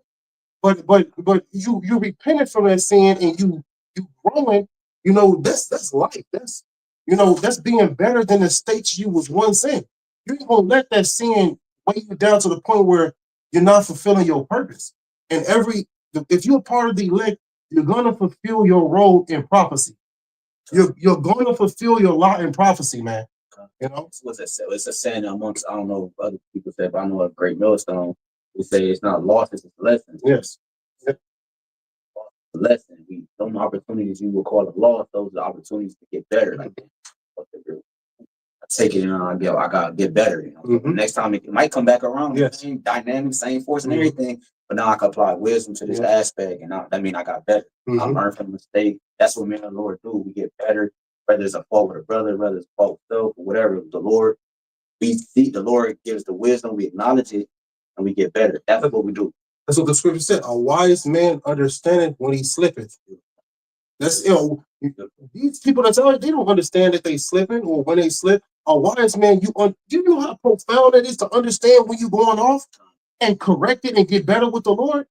The spirit got to be on you to go through that whole process, man. You know, y'all got it.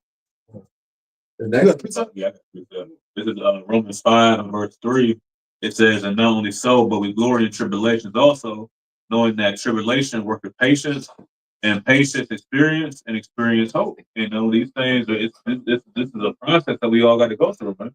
And when you go into that word hope, it goes into expectation. So we go through the tribulations to build us up, you know what I'm saying, our mindset to be renewed, and now we have an expectation for what we go through right now, man. You know what I'm saying? That's because it's going to talk about coming to the throne boldly. You know, we pray for these things to come upon us, that to let us know that the Lord is dealing with us, man, to be refined, you know? You got that. The next one, number 7, is practice mindfulness. Or practice mindfulness. Go into that definition of the word mindfulness real quick, right? Because that goes into, you know, keeping your space, keeping your mind clear. Like, you got to protect your mental space. Okay, it's a lot of wickedness that's out here. You know, the wickedness of a woman, right? You got to safeguard your mental space. All right, because you know, these things in the world are coming to your mind and cloud you from what really matters, right? Whether it's a woman, she there to distract you, whether it's a job there to distract you, whatever. You have to safeguard your mental space so that way you can be an adequate professional for this job. If you're constantly being clouded, that's why Elder Apostle Gabar said, you know, keep it simple, right? One of the 7 laws or 7 rules of a Stoic, you got to keep your life simple, because if you constantly doing this and doing that and doing this and doing that, you're not protecting, you're not being mindful, you're not protecting your mental space so that way you can do your job properly. Hey, real quick, you got it. You are. 2 Ezra 13 and 23. He that shall endure the perilous danger, in that time have kept himself. Yes. They that be fallen into danger are such as have works and faith towards the Almighty. Right. That's the thing. How do you keep yourself? You keep yourself with this word, with the truth, staying close to YAHWASHI. You know, you can lose yourself by being overextended in this world, right? You trying to do X, Y, and Z more than you trying to do your true profession. That's how you can lose yourself in this world, man. Right? But keeping yourself is staying under, this truth, staying with the Lord, man, and considering everything else is secondary. It's nothing when compared to this truth. Protecting your mental space. All right, you got the definition of mindfulness real quick. Go ahead. If you don't mind, can I bring up this? And it's do what you got to do. For sure. This is the normal definition in the Merriam-Webster. Is the quality or state of being mindful, the practice of maintaining a non-judgmental state of heightened awareness of one's thoughts, emotions, or experiences on a moment-to-moment basis. So that's going into what we was talking about this whole night. Upon the spirit, Scripture talk about us being temperate and moderate in all things, and that's the perfect example of being temperate and moderate. You know what I'm saying? Knowing that, hey, we're going to fall off. But guess what? We have the law to guide us back to Yahawashi, not completely save us. You know what I'm saying? We're analyzing things through the spirit, and we're taking life how it comes. One moment at a time, knowing that Yahawashi can easily take the spirit from us, knowing that Yahawashi can easily come through and deem our works not worthy. What do? We have faith. We have the tools given to us from the other things on the list, apply those to the spirit, and we continue to press towards the mark, to continue to rehearse the righteous acts.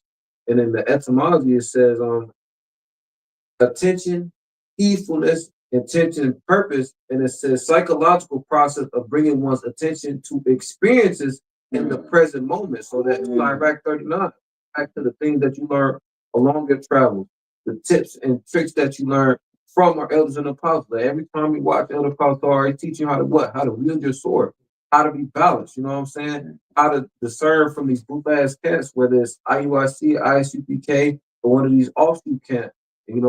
We're actually learning how to be men, how to be the best version of ourselves, so we can do what? Forward the enterprise of Yahawashi. That's right. We're not putting our Lord to an open shame. We're not wasting that token. That was a huge investment. Yeah. Like if I get $25,000 and you come back to me with 15, I'm gonna be pissed the fuck off.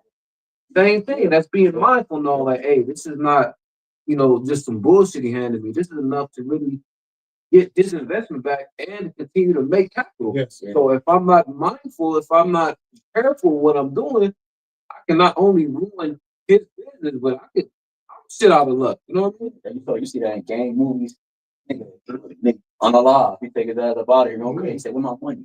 Brother just posted. I don't know if it was you or your call. One of the brothers posted in the chat with the Superfly or something. And nigga come up, they said, "Where my money?" He was asked for his money, but that's real. Yeah. Kingpins and drug lords, they get their concept from the other side. The whole dynamic of how the operation run and all that. Everything come from the scriptures, bro.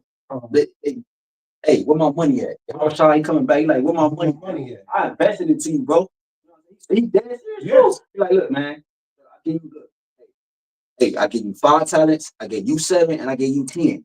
I need this split. That's right. You know what I'm saying? So when I come back, I want my money, man. That's simply put. So it's our job. Okay, I'm on this block.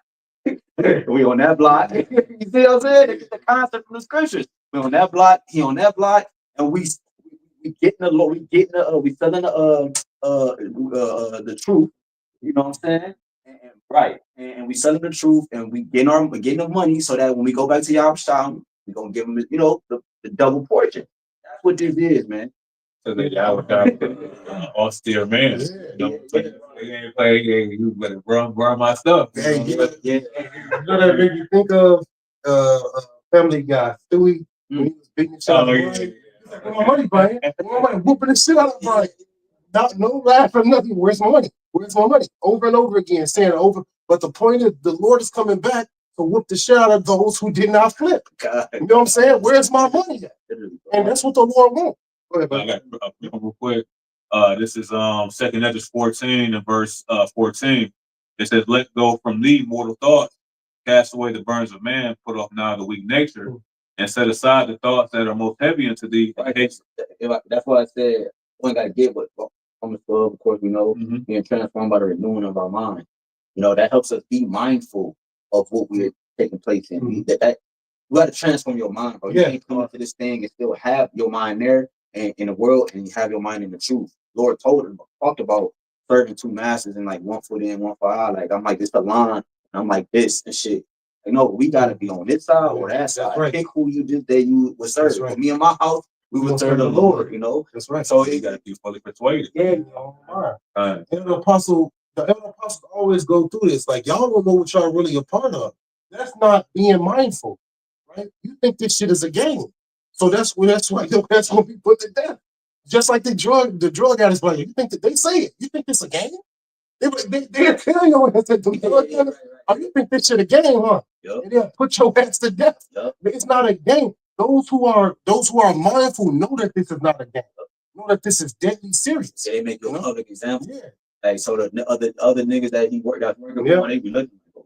Yeah. If they rebuke before all, so others Yeah. may fear they Yeah. put that nigga in the trunk somewhere. Yeah. Real talk. You know? You got Done. 2 Corinthians 14 and verse 14, it says, let go from thee mortal thoughts, cast away the burdens of man, put off now the weak nature, and set aside the thoughts that are most heavy unto thee, and haste thee to flee from these times. You know, so ultimately that's what being occupied in property, Yeah. like it says in Sirach 39. You know what I'm saying? And then be occupied in the meditation thereof, man. You know what I'm saying? Because why? Because it keeps you busy. The scripture talk about an idle servant. You know, he'll sway away. You got to put get heavier yokes on him. See, when you start to sway from Yahawah outside, the Lord puts heavier yokes on you, man. You know what I'm saying? More calamities, more things that expose you. You know what I'm saying? And when you know, these things are what we strive not to do. You know what I mean? Okay, you got it. Okay. This Ecclesiastes chapter 12, I'll start at verse 13. Let us hear the conclusion of the whole matter. Fear Yahweh and keep his commandments. For this is the whole duty of man. And the duty is a mandatory job. Okay, scriptures talk about not being carried with the affairs and the cares of this life, so that we can please Yahawah who have chosen us to be a good soldier, right? Enduring hardness, or as a good soldier. So with that being said, fearing the Lord, all right, that includes a lot of things. The fear of the Lord is going to make you do the things that please the Lord, and it's going to make you sustain away from the things that the Lord is not pleased with. Okay, so that basically sums up a lot of actions, you know, that you need to go sustain from. It says, verse 14, for Yahweh shall bring every work into judgment with every secret thing, whether it be good or whether it be evil.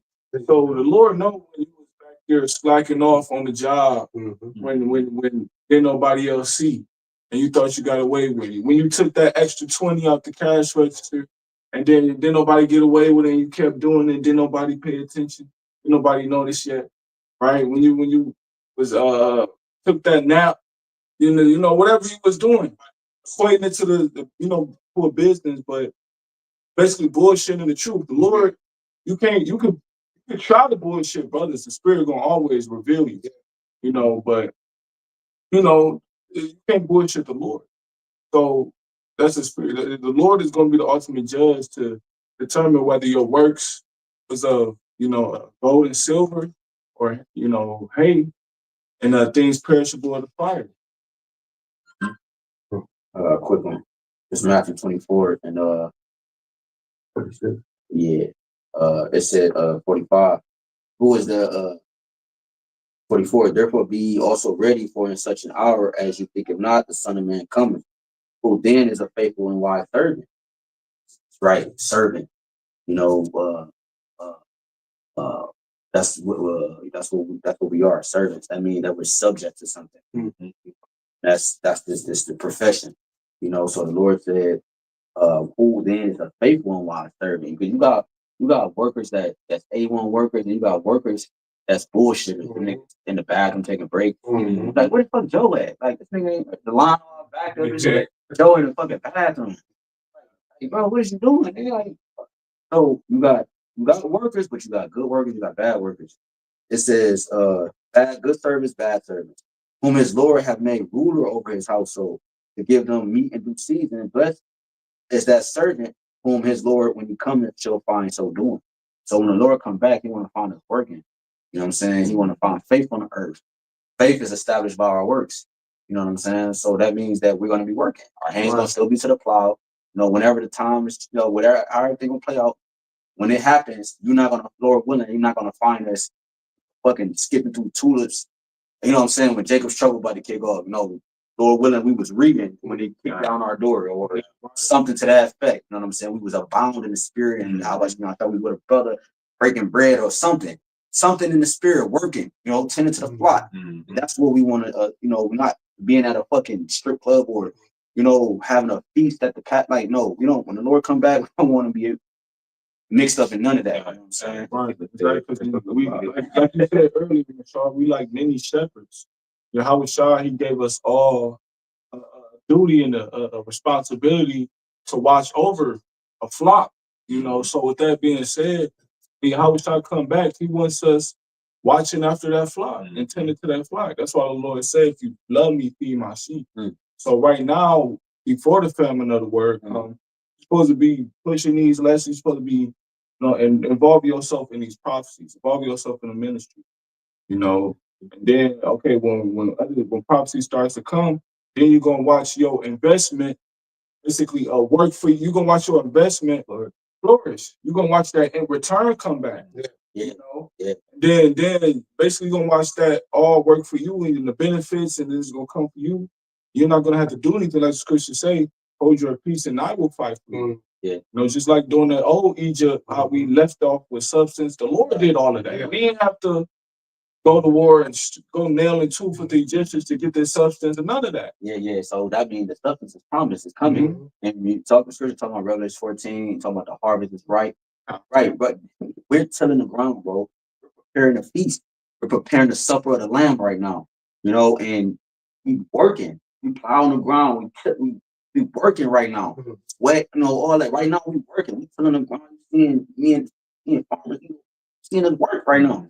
So, but when the Lord comes back, that means it's time to eat. You know what I'm saying? If you're not working, no one eats. Except for the harvest. Right. The harvest is right. The harvest is right. That's what the scripture says. Thresher, the harvest is right. You know what I'm saying? So forth and so forth. Let's go finish those out real quick. Number 9, Kobe rule for success is Salaki 8. Be ambitious. Be ambitious, right? You can never stop learning. You can never be. You cannot have that thought in your mind saying, "All right, I learned enough." Right? No. Then it's truth. This is a flowing river of water. It's constantly. You constantly learn. It's infinite. You're gonna keep learning until the Lord call your spirit home, or He come back and deliver you. You know, you can't. The moment when you say that you learned enough, that's pride. Right, and then before you know it, your life is going to be destroyed. Because pride going before destruction. You know, you got to constantly learn. You got to always be a student, and that's what Kobe Bryant. He was always a student of the game, right? And guess what? We're a student of this game. And what's this game? It's the prophecy. You know, the Lord is omnipotent, so you can never get enough of Him. Okay, so His wisdom is omnipotent. If the Lord is omnipotent, the knowledge of Him is omnipotent. So the ministry is going to be omnipotent. So like you said, if you say, yeah, that's enough, or yeah, I got enough wisdom, or I read enough, or whatever like that, that's straight pride. I got a quick precept back that up. This is 1 Thessalonians 4:1. It says, "Furthermore, then we beseech you, brethren, and exhort you by the Lord YAHWASHI, that as ye have received of us how ye ought to walk, and so do please the Most High Yahweh, so ye would abound more and more." You know what I'm saying? So this is what we're supposed to be abounding more and more. You know what I'm saying? To the coming day of YAHWASHI. And that's what and when YAHWASHI comes, and then that's where it says in Peter to be blameless. You know what I'm saying? So we have we like stepping up a ladder. You're taking those steps to reach the top of the ladder. You know what I'm saying? No, I was going because we said there was something you said because when the ancient world we would take we would wash your garments, you had to beat it against the rock. It was that's what the washing machine is now today, is beating the clothes, shaking it to clean it up. You know what I'm saying? I forgot what you said, but that's likened into that. Like that's what you see happening here. Like we're cleaning our garments up, like so it won't have no spots on it. It's found, it's found clean. saying we ain't got no stains on our garments, on our mind, our spirit. You know what I'm saying? That's what the self-examination is about. Yeah. Like that's all it takes to be professionals, man. Yeah. You know what I'm saying? When you talk about supping, business owners sup, when we having meetings and got that, these are professional meetings, man. These are professional men right here, man. I'm coming before a professional. These are men of the Lord. I gotta have my best attire on me. My best of the wardrobe. I gotta have my mind sharp. You don't go on no fucking interview or no meeting all stupid and I'm trying to complete your sentence that I can. Yeah, that's what the Lord is teaching us, man, to be professional. Like you always say, how you do one thing is how you do everything. If I'm coming to work late every day, then guess what? That's going to trickle down to me coming to class late every day. Right. Camp. Damn, they're not going to camp. Yeah. That's ill. That's unprofessional. Why would I come to a business meeting late? Everybody's there. I look foolish. If I'm just coming in the middle, I don't know what happened prior.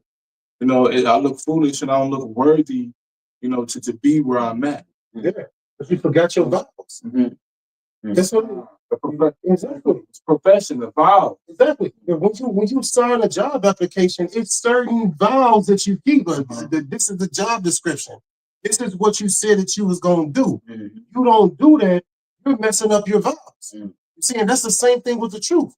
You say that you was gonna be in the truth until the end, and now you taking a vacation. You messed up your vow. You didn't keep your word.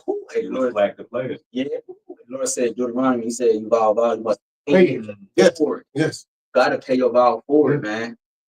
Let's go. I think he was on that. You know what I'm saying? No, that was it. That was it on that. All right, get that last one. Here's two more. Two more. 9 is believe in your team. It's what? Believe in your team. Believe in your team.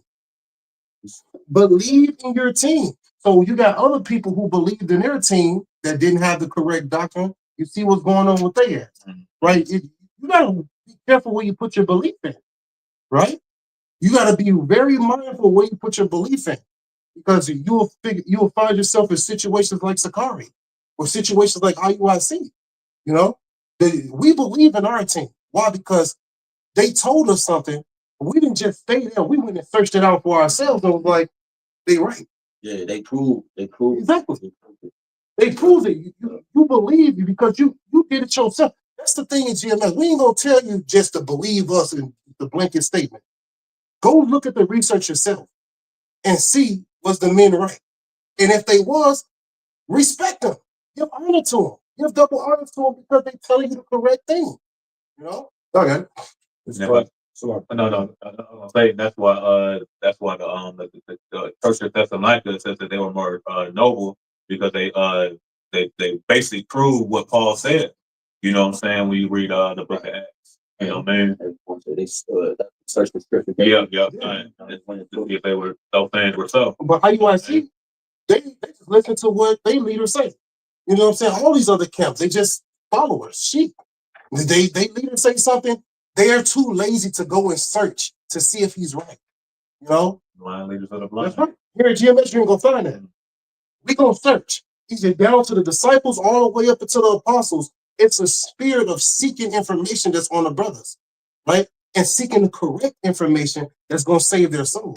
Every last one of us, we seek, right? We research. We go into things so that way we can have a complete understanding of what we're reading, as well as so we can teach others the same thing that we're learning.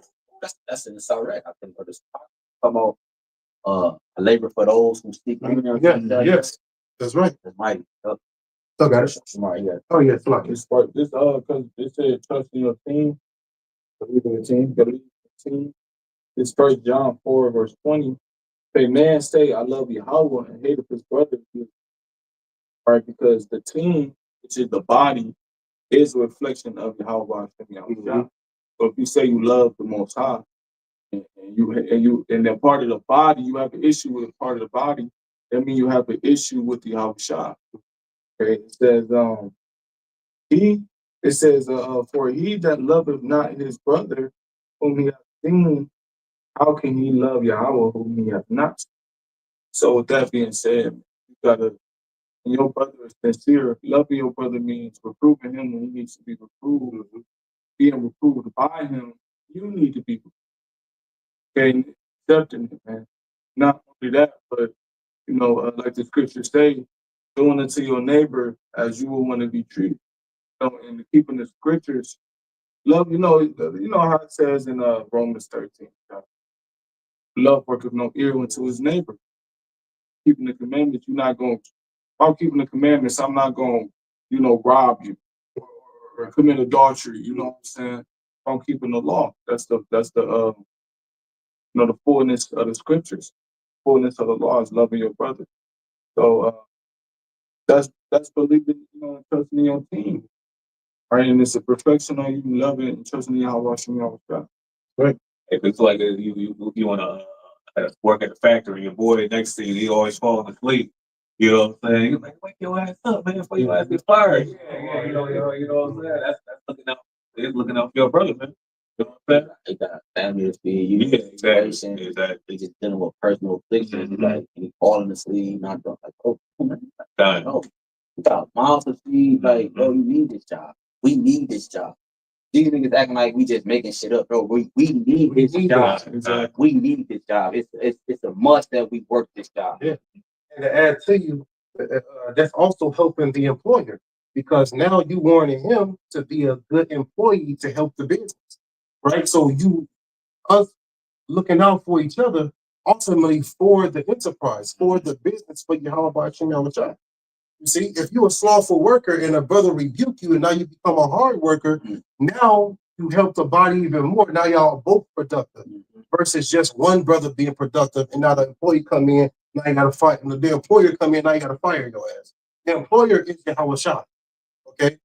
But Well, and it's in Proverbs about that a little folding of the hands is going to bring poverty. You know what I'm saying? So if you ain't willing to do that, you constantly not putting in the work, not bettering yourself. Hey man, you ain't gonna get the riches of the scriptures, man. That's right. You know what I'm saying? Y'all talk how much Business, bro. He said, hey, it's not, the doctrine is not mine, but he is that sin. So we are messengers, bro. This is a message passed down from the boss. Yes. Okay, and then we go execute. They be acting like this just came, like we was in the bathroom on the toilet, like, you know what, I'm about to go tell these niggas what it is. Like, oh, this was a specific message that was delivered them to us. We gotta go execute it, bro. Like, oh, okay, I know. You know what I'm saying? That's how it goes, bro. This is the perfection, bro. You got one more? Yeah, learn storytelling. Learn storytelling, right? And as a good storyteller, right, you gotta be able to put yourself there. You gotta be able to bring out the correct, right, events that happened. You see what I'm saying? You know what I mean? Like you gotta be able to convey that story to the point where the listeners, when they listen to it, they get all into it. You know what I'm saying? They understand the rising and the falling actions and the climax and the conclude. They understand all of that because you're a good storyteller. You know, and what we're doing is we telling the story of the Lord. Right. And that's how we're gonna convert the elect, by telling the story of YAHAWASHI, which is what? Prophecy. Testimony of YAHAWASHI is the spirit of prophecy. And that's our professionalism, man. And that's how we're going to do what? That's how we're going to be able to get the elect and convert souls. And that's our profit to the Lord. Yeah. That's our return in his investment, is converting his souls, which is the elect, converting his chosen, man, taking care of his flocks that he gave us all, leadership over and to watch. That's prophets, man. Right. And the greatest story we're telling is the truth. That's the greatest story you can tell as a prophet. Yeah, that's it. So I want to say one more thing, man, because even with the storytelling, you will see in the NBA as far as carnally, where they're there. Well, what happened the day when? Do you remember that 1993? They always got to go back. Yeah, I remember. I remember that. The ball. He took, and I said to myself, it's the same thing, because like even in the scriptures, when Stephen was on trial, he had to go through the whole story, right? Israel rebelling and the different leaders that the Lord will raise up to lead Israel, but Israel kept rebelling, man. And they were so into it, they were so thick, the spirit, that they were cut. and they end up just stoning them to death. Yes. But then again, you may have some believers out there that was like, you know what, they got cut to the point where they got converted and believed, man. That's right. And the Apostle Paul said that. Right? Through our persecution, through us going through things, it's going to bring believers in. That's why, you know, being a martyr, you bringing in belief. Those who truly believe in being, you die for what you believe in, that's gonna spark utterance in other individuals. And You know? it still came out. I wasn't even going to mention, but you mentioned the word martyr because it goes back to Revelation 19 and 10, the word testimony. Yeah, that's it. Testimony goes back to witness. It goes back to a martyr, and it goes back to was it witness, martyr? About the other one, but so it's all connected. So you see it's all connected. You know, being a martyr and being a witness is actually upholding the testimony of the Lord, which is prophecy. You know what I'm saying? We like, nigga, we saw what you did. You know what I'm saying? Like, saw what you did. And hey, you got that? Because the elder had posted on the comment board, Mashal. Yeah, it says chasing waterfalls is a metaphorical warning against. He said, going back to what something you said. Go ahead. A metaphorical warning against pursuing self-destructive behavior. So chasing waterfalls, you chasing something that was never gonna, you know what I'm saying, that was never gonna amount. And I believe that's what he's talking about when I was going into how, you know, those are all illusions. Those are the different career paths. You know, it was all illusion. Oh, I thought I was going to do this. I thought I was going to be a singer, a basketball player, this and that. That's all an illusion. That's all something that was never going to happen. And Jake liked to spend their time in that. Oh, I could have been this, I could have been that if it wasn't for the truth. It was never going to be that. What happens when you chase a waterfall? Fall. You go to the stream that leads to the waterfall. Once you get to the waterfall, you fall. You being led to your destruction. And usually a waterfall is what? A sightseeing spot. People go to the waterfalls to, you know, oh, the water, look at the waterfall. That's the place of, you know, like Meditation. Yeah. Like the vision, having visions there, get clarity. You know what I'm saying? This is what I'm going to see a waterfall. Here, I'm going to be able to figure out my purpose. You know? And when Elder Mark brings us out, he referenced TLC when they make a song. I'm not going to read all of it, but the part is like, don't go chasing waterfalls. Please stick to the rivers and the lakes that you're used to. So, again, these ways that lead to the kingdom are being manifested through our elders and apostles through the Holy Spirit. Feel me? That's desiring the path to hold. That's what we was talking about earlier. You know, like it says in Micah, the 7th chapter, desiring the vintage grapes. You know what I'm saying? This is how we get to the kingdom of heaven. It's not super duper complicated. It's the simplicity of YAHWASHI. Like, it's only certain ways you can do husbandry. Like, just put the shit in the ground, and take care of it, and yield the harvest. Like, they're trying to make shit too complicated. And, you know, the waterfalls, they more beautiful than the stream. You see it's breathtaking. You see the waterfalls, but that's not really where you want to be at. You want to continue with the streams. Anything that's so, like, these camps are always like to overdo it and approach you with waterfalls, right? They approach you with the beautiful scenery, but before you know it, the end thereof is you falling. You know? That's that area right there where the waterfall that's most turbulent. Yes. There's no coming back from that. No. You know what I'm saying? So exactly. What you got? I had something for the storytelling. This is Colossians chapter 4. I started at verse 5. I still got that for you too. It says, walk in wisdom towards them that are without, redeeming the time. Redeeming means to buy back. You know, walking in wisdom, what? Being an example to the people around us. Verse 5 is also like paying attention to the time that you're in. Right? You know what I'm saying? Like, scripture let us know it's a time and a place for everything. So a wise man will understand the time that he's in. Right? And you will be observant on the things that you have to do in the times that you're in, so that way you can protect yourself as well as your family, your household. That's what a wise man to do, you know what I'm saying? And you're going to have to explain these things to other people. Yes. That's scripture. Was it? A prudent man foreseeing it. Yes. And hideth himself. Yes. Come on, man. That's the prophecy being involved with the whole entertainment, the whole dynamic that we'll be talking about. Like, the prophecy allows us to know it's danger coming, and now we can take the proper shelter. We go into the power of the Lord, and there we are safe. And as a man, That's what you're seeking for. You're seeking for the best way to protect yourself and your family. Right. All right. That's our whole role as men. The women like to tell us it's protect and provide. Protection is the first one. So what is the greatest way you can protect and provide for your family is with the Lord. That's what real wise men understand. Right. But the people in the world, they think it's their guns, they think it's their jobs, they thinking it's go ahead, bro. That's the reason why you were saying earlier, like, I think this is not just no regular job. You just think we just working and work. No, people are going to see like our profession and the serious of our profession once they see like how serious Esau takes it. Once people see how serious Esau takes it, people are like, well, God, why is he so after these guys? You know what I'm saying? Because right now people take it as, oh, they just go out there and read the Bible. People make light of it.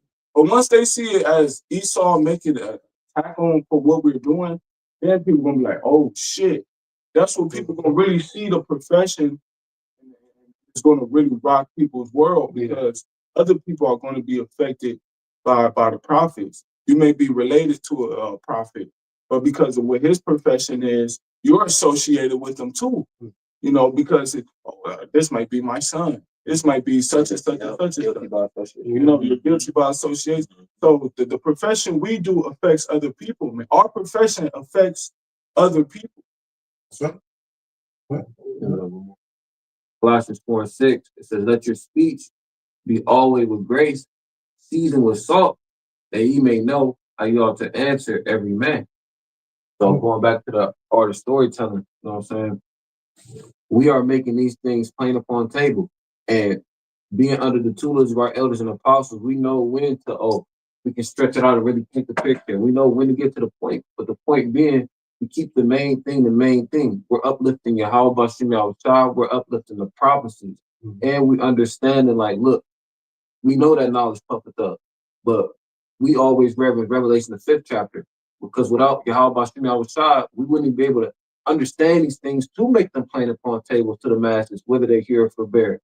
So we always keep these things in mind as we do what? As we teach, as we edify the sheep of YAHWASHI, because it's not going to take a lot of major tugging and pulling for the elect to hear these things and be convinced that this is the truth and to remain in the truth.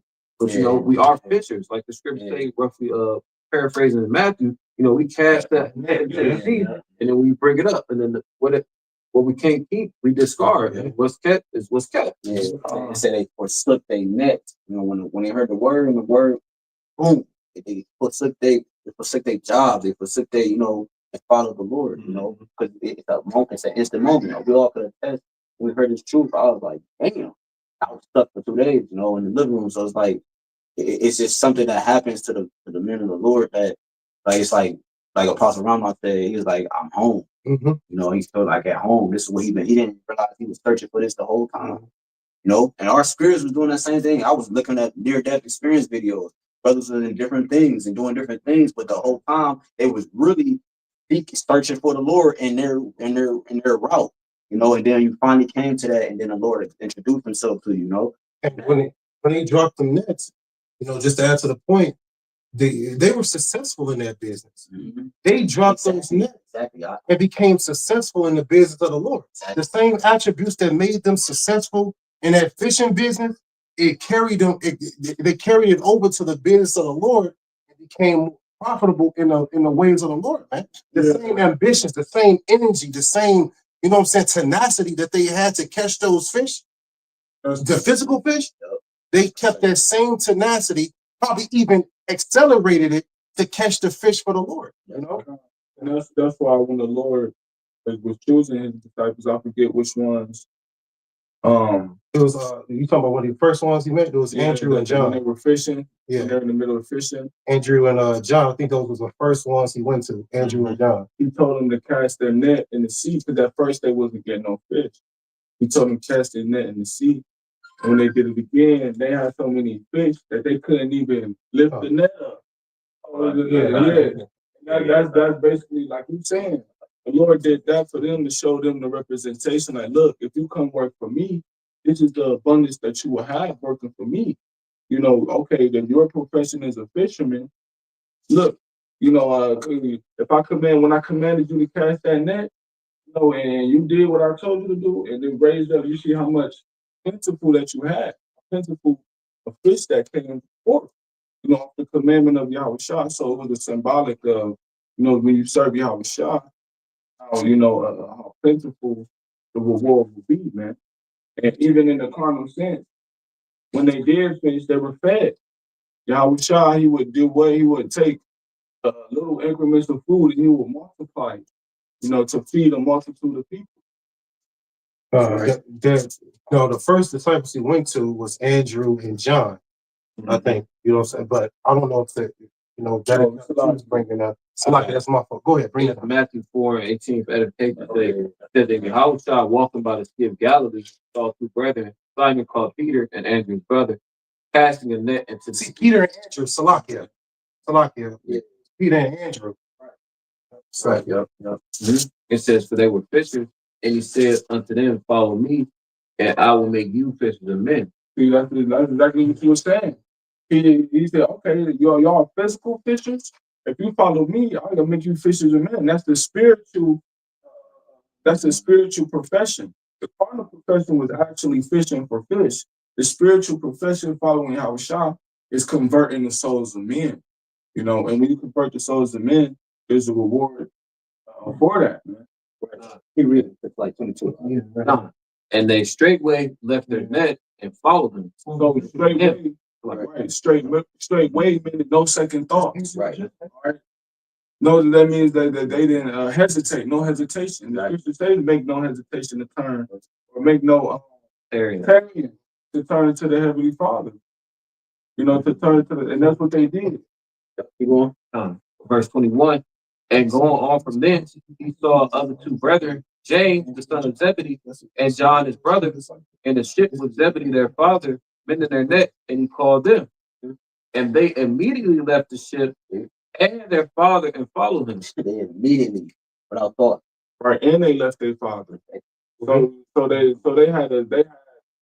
that mean they left their family too, man. Yeah. You know?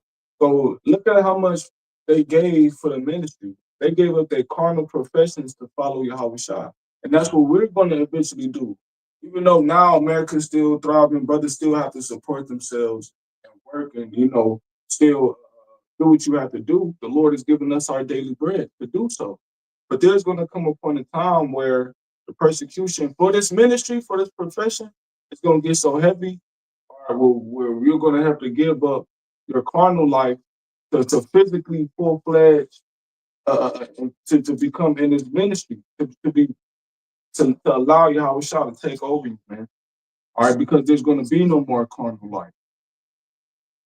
Yeah, I had one. You know, this is Matthew chapter 13, verse 47.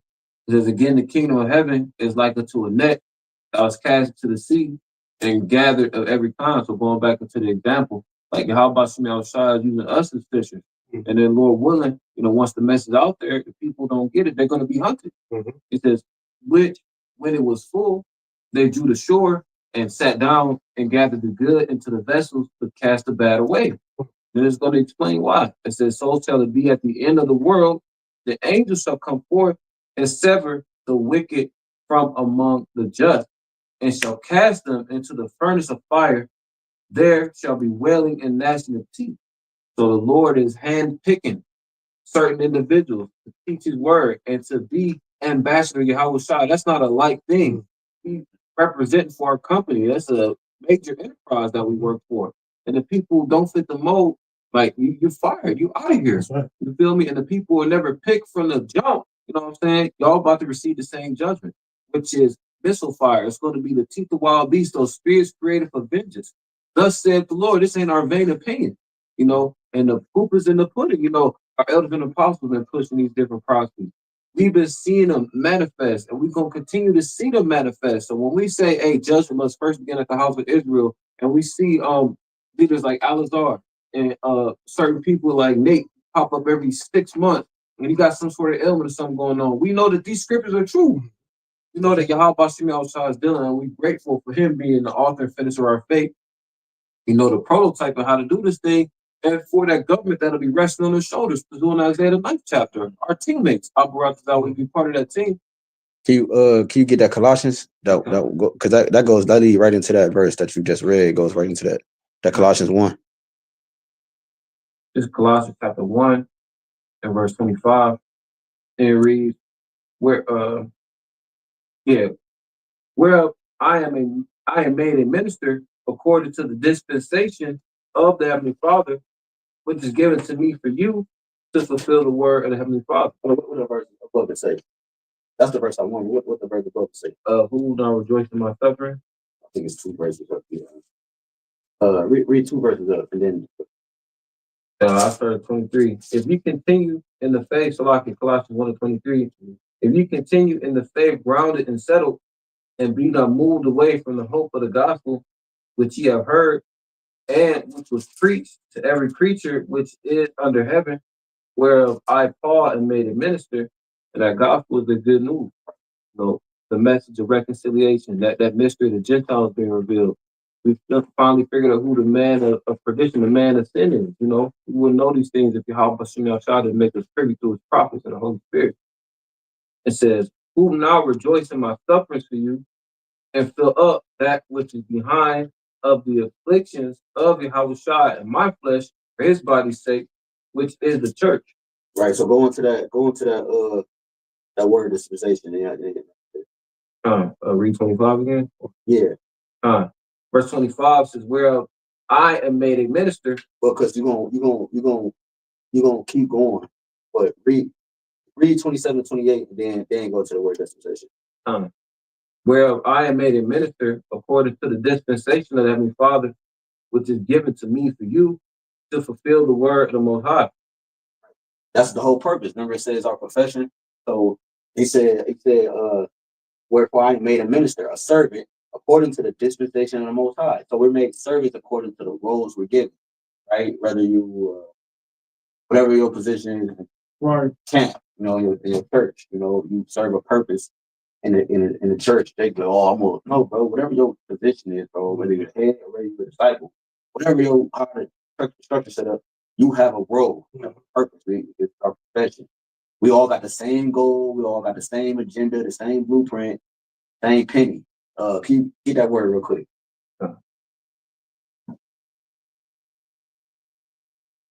This is Strong G 3622 oikonomia, and it says the management of a household or of household affairs, specifically the management, oversight, administration of others' property. Right. So administration, you have offices, right? You have levels, right? So you got, like you were saying, you have a place and you have a certain role to play, you know, and with that role to play, like you just said, like our apostles and elders are stressed, you're supposed to know why you in the truth, what your role is in the ministry, so that you can please the Heavenly Father and please, you know, the brothers that need you to do what you need to do. Right, you got, you go to any profession, you go to the dentist's office, go to the doctor's office, like it's different offices within that main office. Like I go here to this office number to specialize in this part of my tooth, or I go to this part to specialize in the whole mouth. It's different offices pertaining to the whole dynamic, but different ones pertaining to each specifics. That's what makes the whole completion. You know what I'm saying? So he said, like, yo, I'm set up as a manager of somebody else's property, which is YAHWASHI. Bro, you a manager, bro. The manager's got you know, like, I want to talk to the manager. The manager running the whole operation, bro. Like he you know, he got the paperwork, he hiring, he firing, you know what I'm saying? He telling Jake what to do, you know, and so forth. That's what managers do. So a lot of niggas was going off, coming up against Paul, saying, "Oh, Paul letters was valid." Well, guess what? YAHWASHI himself chose Paul. YAHWASHI said that I will show him how great things he shall suffer for my name's sake. You know, so that means the Lord gave him the breakdown himself. He showed him, gave him converted this man himself. So that means what? Paul's job, his sole dedicated job, was to convert the Israelite foreigners back to YAHWASHI. So that means that his letters got to be valid. It has to make sense to follow this man. You know, because obviously this man follows Yahawashi. And it's the same thing with the prophets today, same thing with our elders today. And we was man. We were spiritually uncircumcised, bro. You know what I'm saying? So these are the opportunity for repentance to come back through faith. You know what I'm saying? We had the mercy to do right now. Yeah, his works are still being done to this day. That's beautiful. That's good. Keep going. I'm trying to the definition of the first. Yeah, finish it out. It says, even the mystery which have been hid from ages and from generations, but now is made manifest to the saints. Right? That's prophecy. Say that we will fall away. Say that we will go into captivity. Prophecy say that these things will happen. We will fall away from our heritage. We discontinue from our heritage and so forth. You see? So our profession is part of that was bringing back the remembrance of Israel. You know what I'm saying? Right. Bringing back the name of YAHWASHI. You know what I'm saying? The studiousness, the professionalism, the wardrobe, the traditions, the culture, the hot holy days, and things that pertain to the heavens, man. You know, this is our job. This is what we're telling the Israelites, you know, because the prophecy stated that we will be in a Gentile state of mind, you know. Keep going. And also too, and enduring those things that come with it. You know what I'm saying? Right, Enduring temptations and all that stuff. Exactly, bro. But Colossians 1:27, whom the Heavenly Father will make known what is the riches of the glory of this mystery among the Gentiles, which is Yahawashi in you, the hope of glory. right, this is how we gain our paychecks. You know what I'm saying? Like by doing the work, obviously we're gonna get our paycheck, you know, at the end of the day. You know, paycheck, that reward is the crown of salvation, protection from danger, you know, and so forth and so forth. And it said that mystery, you know, the mystery of Yahweh is to bring all things under the subjection of Yahawashi. Right? That's the big mystery. Like, why did we go into captivity? Why did we sin? Why did we go through? It's to bring everything under the subjection of Yahawashi. Yeah, You right. know? The overall picture. That's the overall picture. You know, and he revealed that.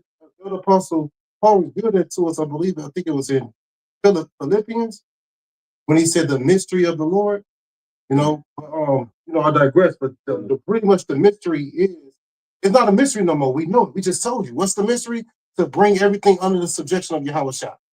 Okay? So now it's no longer the mystery. Now you understand what our goal is.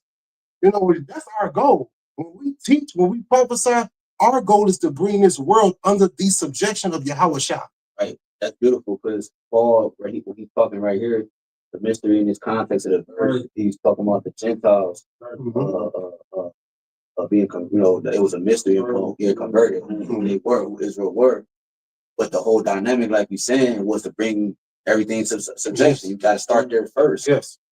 Bringing back the restoration of Israel, and then everything else falling under the subjection. That's what all the work is for. That's why we, you know what I'm saying? That's why we're doing it all. It's at the end result, everything's going to be subjected under Yahawashi. You know, the ones who didn't know that they were Israel, the ones who did know that, everything. You see what I'm saying? It's under these subjection. But y'all got it. Yeah, there's one more verse.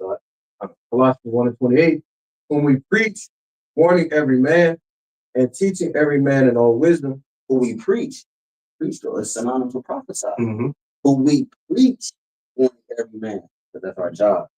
And teaching every man what? In all wisdom. In all wisdom. We got to have 100% of the information in order to for that man to do his job properly. I can't hire this man and say, hey man, you can come to work. We start at 8, but you can come in at 9. What? No, the thing said you have to start at 8 because that's when the store open. I'm hiring you for the opening shift. Why would you come in at 9? I need you to come in at 8 because when you come in at 8, you stock the potatoes. If you come in at 9, who's gonna stock the potatoes? Mm-hmm. Like so, it's all we need. All wisdom. We need all of it so we can perform our roles. Go ahead. That we may present every man perfect in Yahawashi. That's the result. So that we can be perfect in Yahawashi, man. It links up. Precepts, that's it. Yeah, you can close up HAQADASH. Yeah, well, Lord willing, this is edifying, you know, to remember the Lord's elect, man. We would like to give all honor, glory, infinite praise, and worship for our power. YAHWAH, BAHASHAM, YAHWASHI, BAHASHAM, HAQADASH. Double honors to our apostle, the Bishop Great Millstone, who will teach us on doctrines. Don't try to put up for that. Hey, Kwan Yashala. I'm not sure. Until next time, man. Shalom.